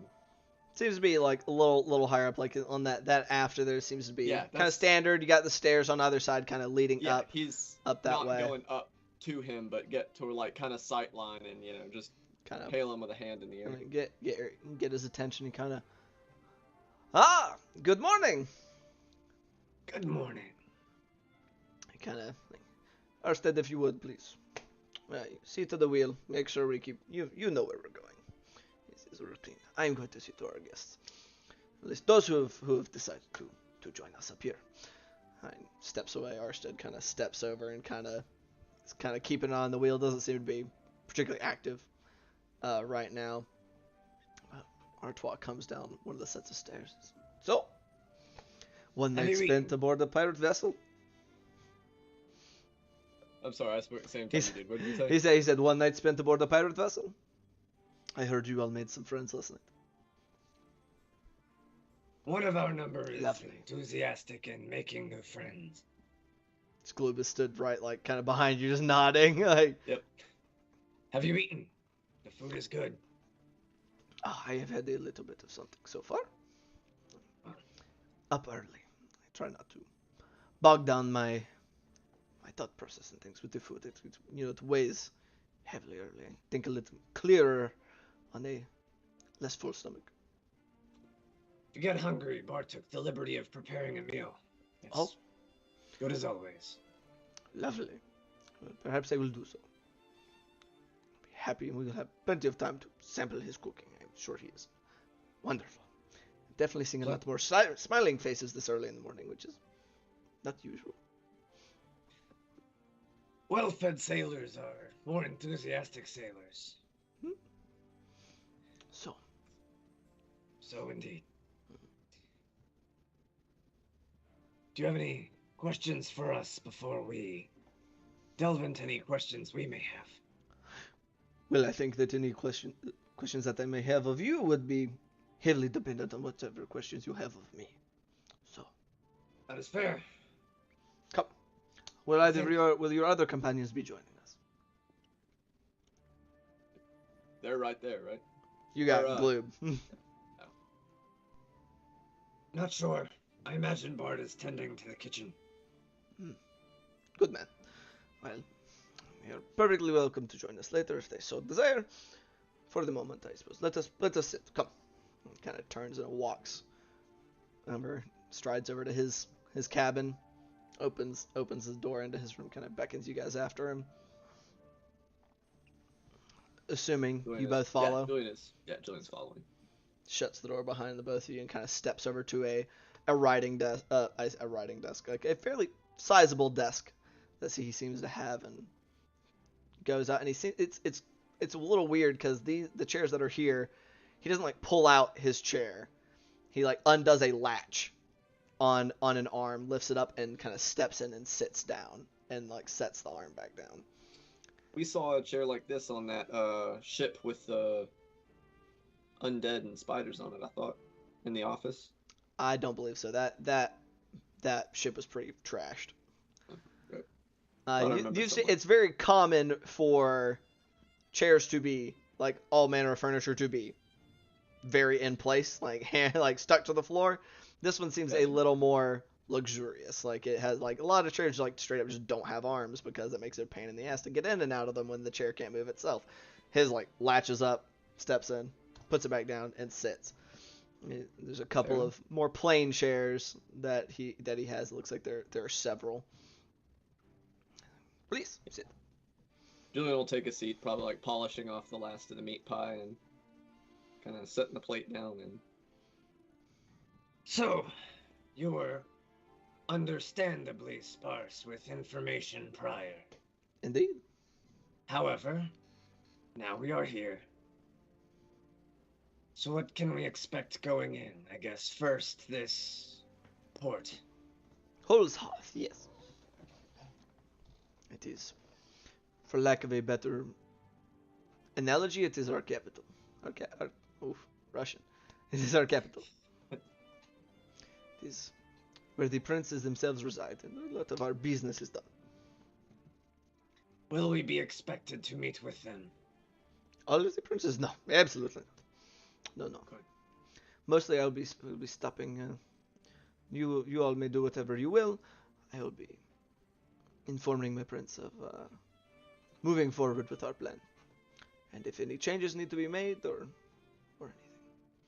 Any expected conflict with the rival prince? What about? Any expected conflict in In this? I thought you said the expected conflict. I said no, Any he said such- any expected. gotcha. Huh? As long as nobody makes too much of a ruckus, it should be easy enough for us to be in and out, more or less unopposed. Just kind of like leans back in the chair as much as can be done in a chair that doesn't move, and Right. How long is the trip, the stop, expected to take? Shouldn't be more than 24 hours. Should be less about a day. I will take care of whatever business that we need to do on our end of this deal. You all may do whatever you wish, as long as you do not jeopardize our plan. And we'll then- be welcome there. What do you mean? Well, I don't think we're gonna be wearing road signs. Yes. I don't know if you. I feel you noticed. We don't exactly have a uniform. As long as you do not draw too much attention to yourselves, you should be fine. Just don't go around parading about how much you despise us, dastardly pirates, and all that we stand for, and you should be fine. Don't pick fights with people you shouldn't, etc. So a week to port. 24 hours there. Correct? And the final branch of our trip. The final branch should hopefully be only a few days, depending on exactly the final verdict of how you are going to get there. Whether we shall send you upon my glorious vessel once more, or if we will have one of our more lowly captains be the one to transport you. There will be a final, how you say, now I can't remember, I straight up can't remember this word, analyzation of danger, and what will be the best for getting you on your way successfully. And that is how we will proceed.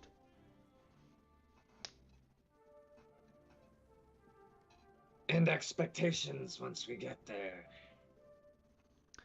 I believe it is you will do whatever it is you wish. You wish to kill this doctor, and we wish. Quite dead, yes. Wonderful. Do so. We will have extracted or warned whatever forces that belong to us ahead of time. They will either not be there or cause you no issue, so that you may proceed. Anybody who else is there, fair game. We do so not care. he's at that last part. He's kind of like both elbows on the desk and leans forward a little bit. So no bad blood for butchery of the servants of other pirates.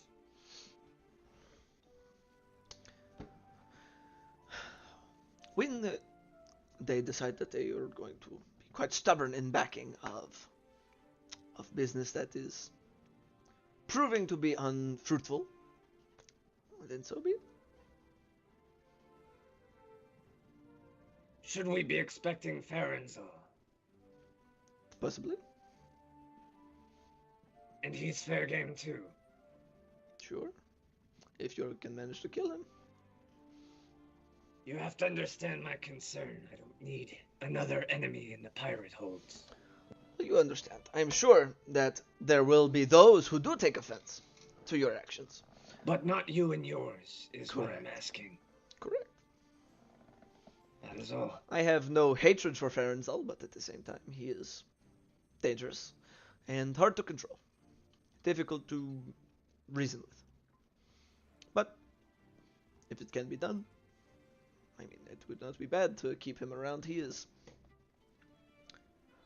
a fighting dog, but those have their uses.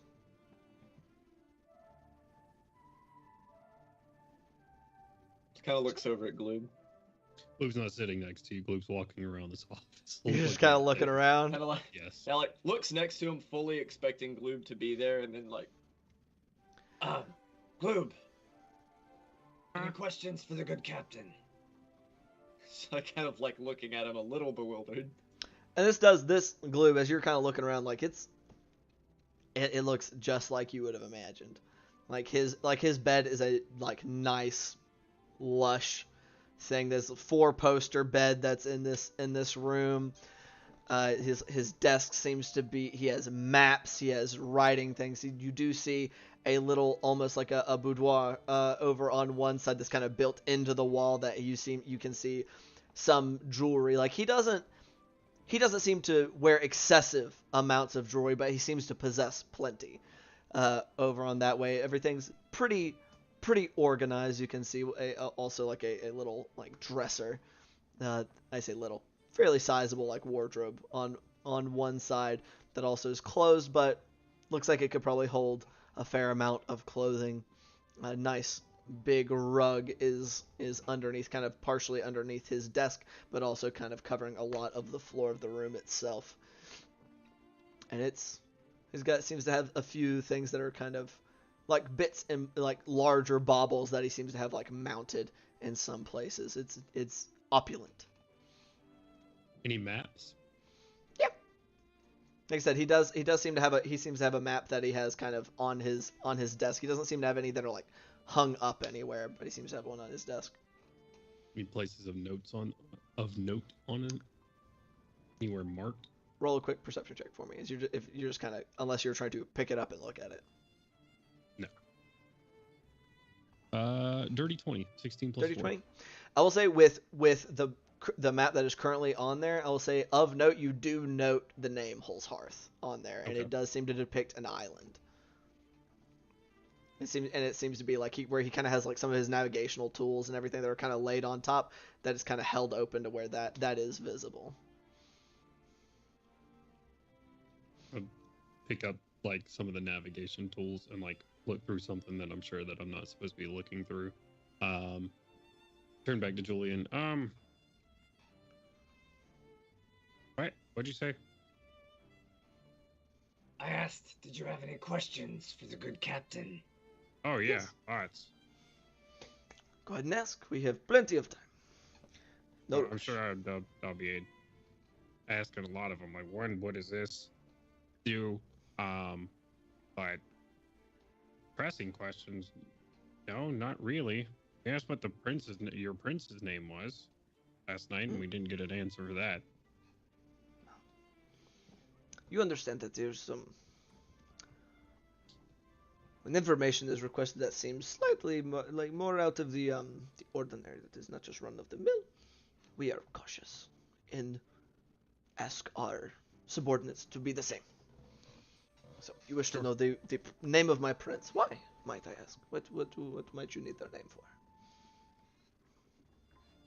In case we meet them or other captains under them. Plenty. I am their right hand. See, almost more important for you anyway, for now, than knowing the names of the princes is knowing who may come after you if they decide that they do not like you. You understand? For mine, that is me, Prosper Artois. However, there are several others. You notice there are 5 sea princes. If you hear that these people are interested in you, you should be very concerned. There's myself. You have Garmesh Breakbow, Calabran Zot, Farron Zalzibutcher, and Renyu Lishian. We know that name. The last one. Oh, you have met Captain Lishian? No. No. Can you pasta that link in chat? Or are those names in chat? Yeah, Yeah. I was about to ask the same thing. Sure. Yeah. Give me 1 second.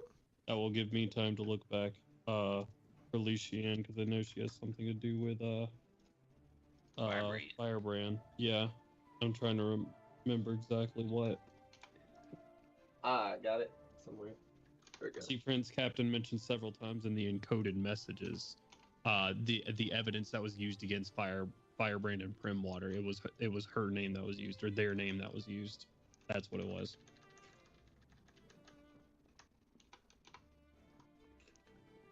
So I gotta. These are. I'm just grabbing the names that y'all don't already know. Actually, I'm copying 3. Technically, you know 3 of them already, but we're putting these are the less familiar 3. Gotcha.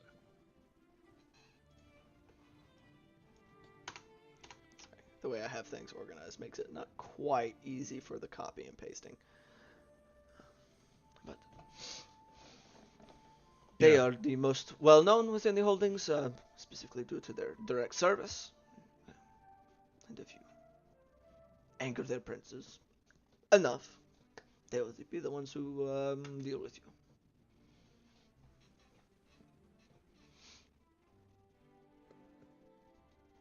Do you... So what dealings would a prince or these people specifically, Lishian specifically, have to do with the coast? With Saltmarsh? With a guard captain? What do you mean? There's a guard captain there, Firebrand. He was Yes. set up for collaborating with you, the Sea Princes.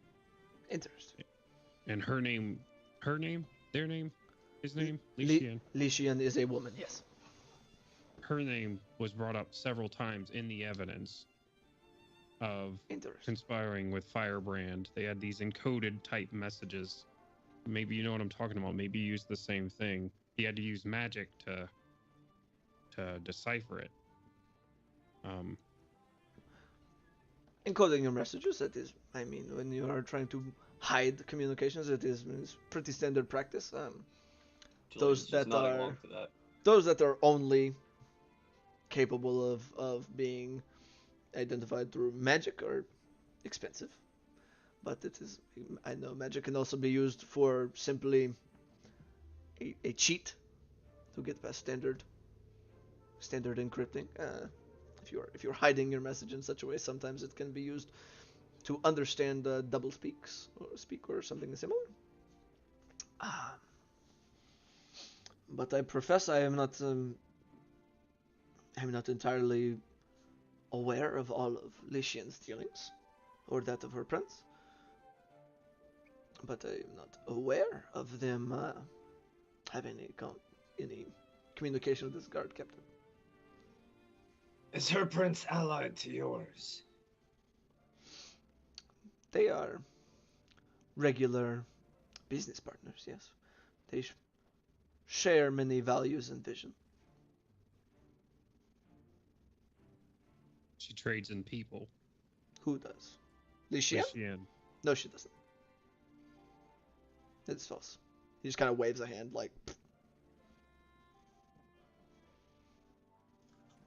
I was just a little kind of confused at Julian. Yes. Primwater did, though.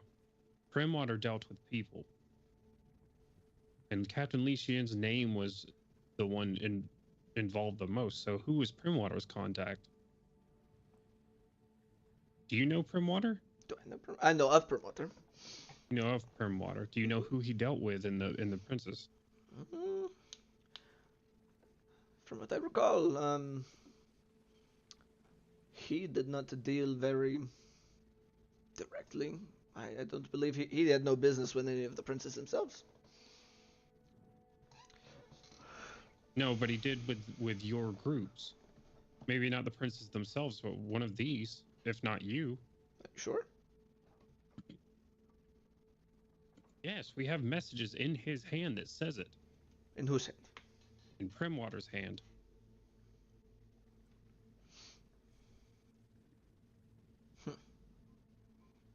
Well, then you would have to speak to her yourself, perhaps. I know for a fact, though. Lishian does not deal in people. Flesh is not. No,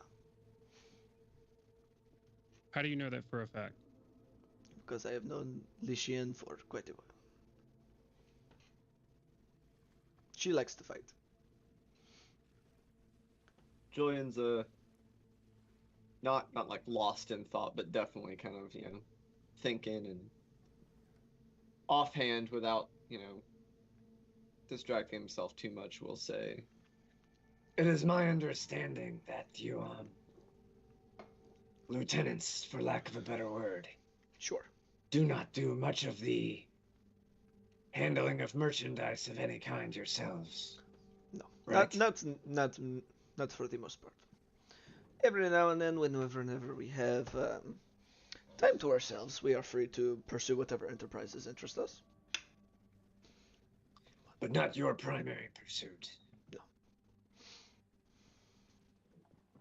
As I said, we are our prince's hands. Their eyes, their ears. When necessary.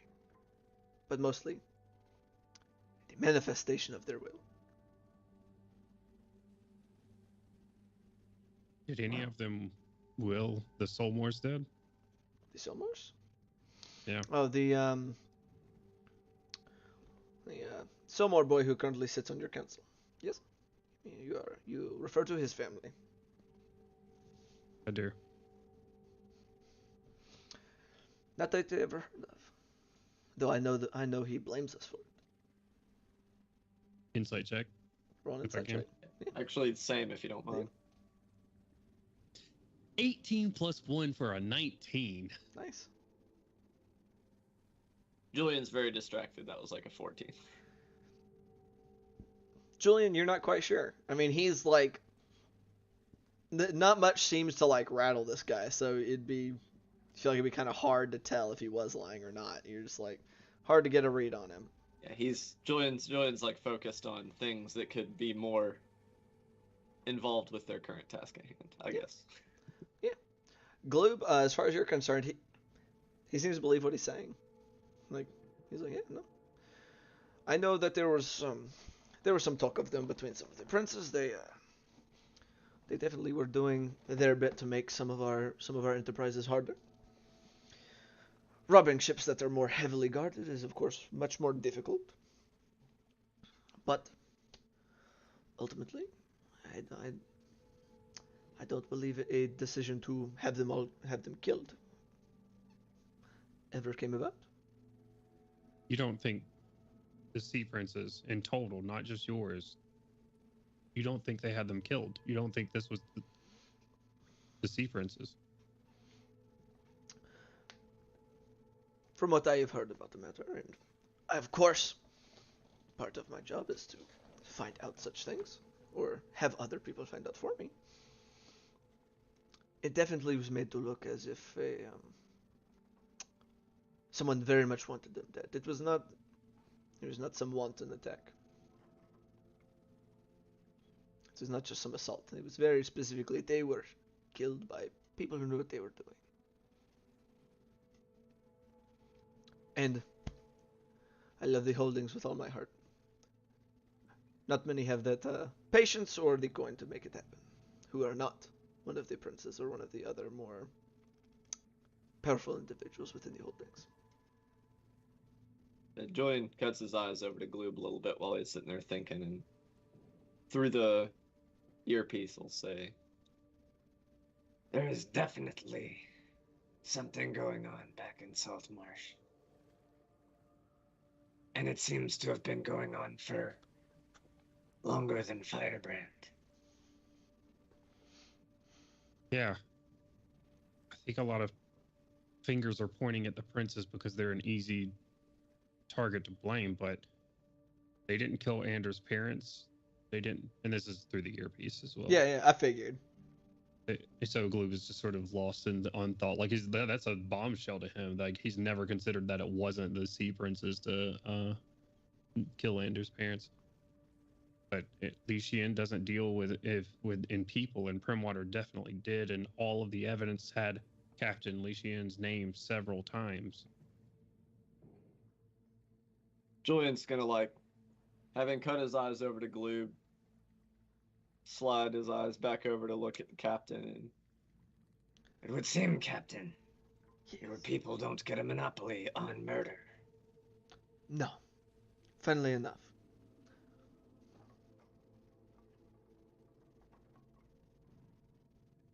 More to think about when we are ashore again. Indeed. For now, the task at hand. Yes. I've asked the most obvious questions. But, is there anything in particular you think we should know? Specifically about the doctor? Or what? Between here, arriving at your capital, Mm-hmm. getting where we need to go from there, Mm-hmm. killing the doctor, Mhm. and making our way home. just makes a circular Yeah, motion yeah. with his hand. Well, of course the obvious. Do your best to proceed with caution. But I understand that there are the dealings that you all have take very much issue with, and I encourage you while you are in Holt's Hearth to rein that in. Difficult as I know that may be. We have a task at hand. Time for other grudges later. This one first. So I will urge you to stay away from certain parts of Holt's Hearth once we are there, namely the chain planks and the fighting pits, as those will most likely disagree and cause the most temptation, I'm sure. But also do not lock yourself away while you are there. As you said, it seems that you are completely caught unaware by the idea that we did not indeed kill the Saltmarsh. Which, of course, totally understand. The Crown would have everybody think that we are nothing but scum.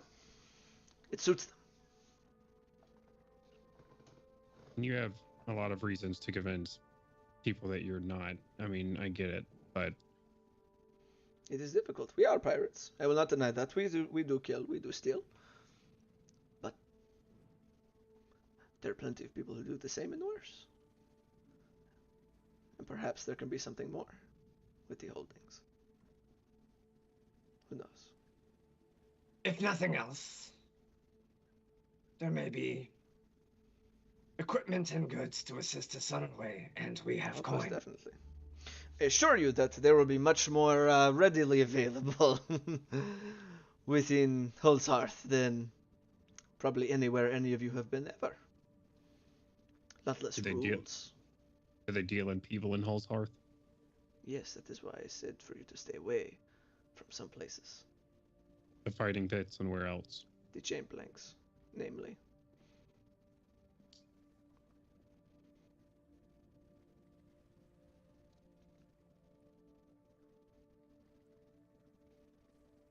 While myself and my associates and my prince, I think we are much more amenable to you and your friends. There will definitely be those in Holt's Hearth who do not. You would probably hate them. Desperately. How much do people sell for? I do not think that you are looking to buy.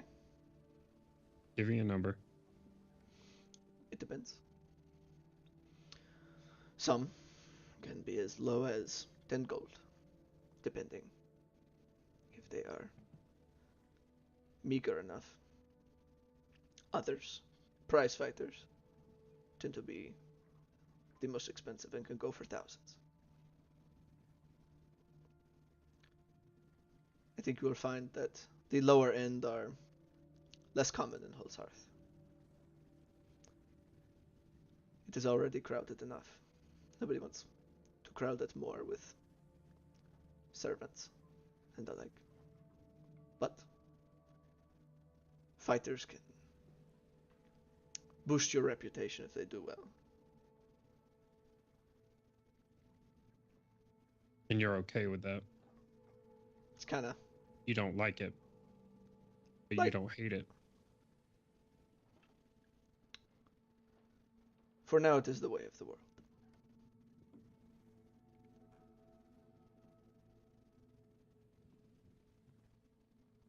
I Yeah, ask this for my friend here.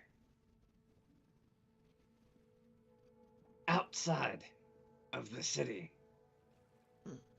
should we encounter pirate-associated slavers,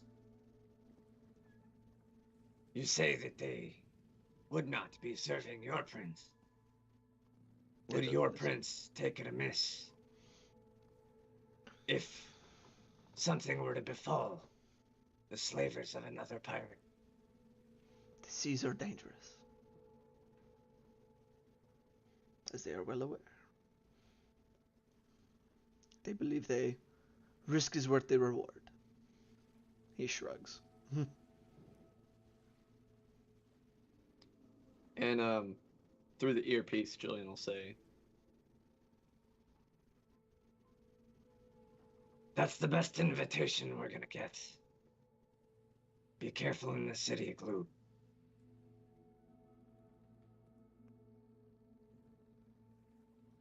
Blue doesn't respond.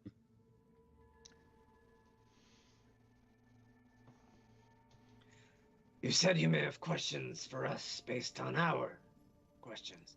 Indeed. And so I Is there anything you'd like to know? What do you know about this Anders Saltmarsh? Other than the fact that he is a manic disaster. Right now, not much. Interesting. Word on the street, nothing more. You see? Oh, and that he does not like us. he's smiling when he says that part. He does not like you. I was under the impression that you and your friends were in good with the majority of the council. Majority, yes. Interesting. Anders doesn't mind us. He's just single-minded in hating you. Yeah, Julian was totally thinking the other dude with the mercenaries. I am so sorry. You're good. Ignore that bit. Yeah, you're fine. Interesting. Because I've also heard the same, that he is very single-minded, and that there's been talk of the Navy sallying forth into our seas. I find that interesting. I froze. What did you say? I'm sorry. You're fine. I said I've heard the same, and I've also heard that there are talks that your Navy may sally forth into our seas.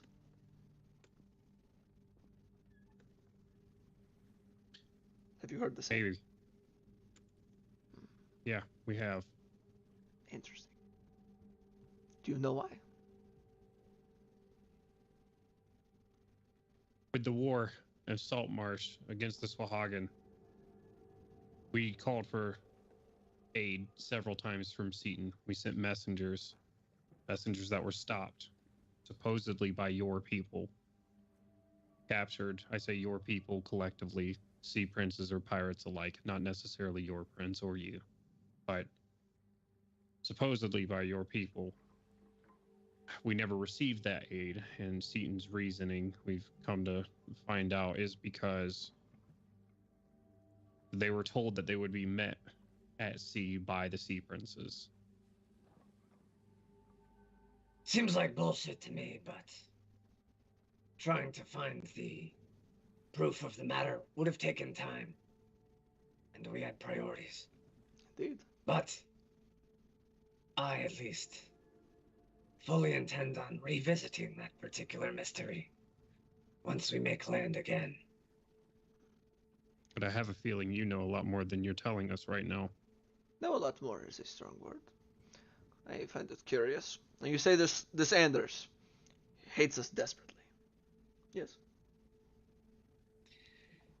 With the same passion that anyone who allegedly lost their parents to raiders, to hate those raiders. I see. We have our own warmongers. We've met at least one. Oh, no, you have not. Raise the Farenzal, he and his prince, his curiosities.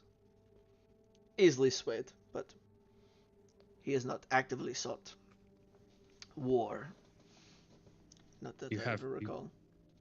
You have people that want war with the coast? We have those With that want. Keelan? We have those that want to return to the way things were when we had free reign of the coast. Master Artois, Julian kind of like abruptly stands up a little bit. I believe we may need to speak again, perhaps this evening. I believe with some of the tidbits you've shared with us, before we continue any further lines of questioning, we should consult with our companions. Of course. I want to know more. About. Glue just doesn't break eye contact with Artois. About. Who wants war? I see. Who wants things to go back to where they were? Many. But specifically. Oops, sorry. Blanking. Specifically Garmesh's prince. He's old. And wishes for the old days to return. And you think he could put together the machinations for something like this to cause that to happen? That, I am not sure.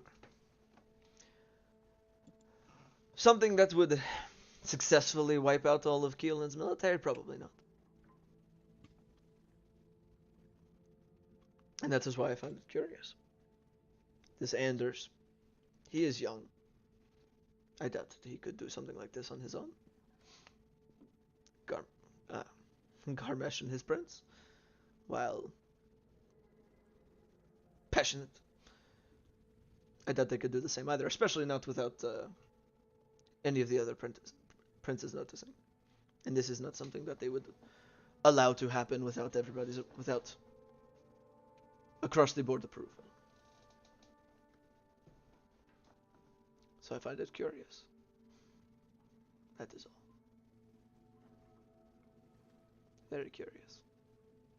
Can you do an insight check? Go ahead and roll an insight check. I want to see if he's holding back on the information that he has. Like, if he's playing he just truly just finds it curious, like something to remark upon, or if he's got something in his mind. Oh, fuck my life. 8. 8. You're not quite sure. I will say, like, if nothing else, he's definitely playing his cards close to the chest, but anything beyond that, you don't know. It definitely seems like he's talking to you guys because he wants to hear what you have to say to add to, like, whatever he's holding right now. And if anything else is, like, wanting to get you guys thinking about it as well. He's giving you guys stuff to think on. I'm going to say, if you know something, tell us. I don't know anything, for sure. Tell me what you think then, because right now, A good man's life, whether you like him or not, hangs in that balance. And if we can get information that helps save his life to the shore, we want to do that. If you think any information that comes from a pirate, especially one of the dreaded sea princes, will change anything about that man's fate, then unfortunately you are sadly mistaken. I think, Gloob, the best thing we can do for Firebrain is to try and get through our current task as quickly as possible. Tell us. And return. Think on it until tonight. That is all I ask. Ponder it untainted by my thoughts on the matter. I want to see what you come up with and see how it compares. Julian had not sat back down and is going to approach the door. Captain. And then that was kind of an acknowledgement, not a trying to get his attention, and turned to leave. Gloob. Bart and Jakob definitely need to know this. Come on. We'll speak again this evening. Indeed we shall.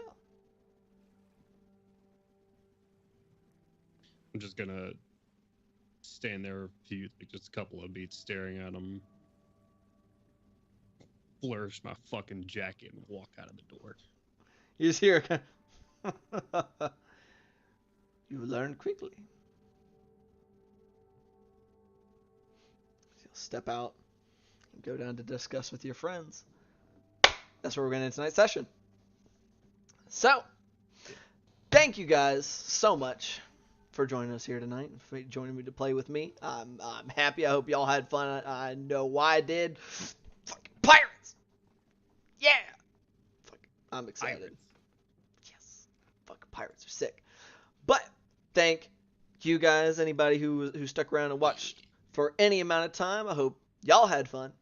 Thank you for supporting us. It's always greatly appreciated. We do this game right here on the Gotham, the hard knock dice with the Gotham campaign on Mondays at 7 p.m. Eastern Standard.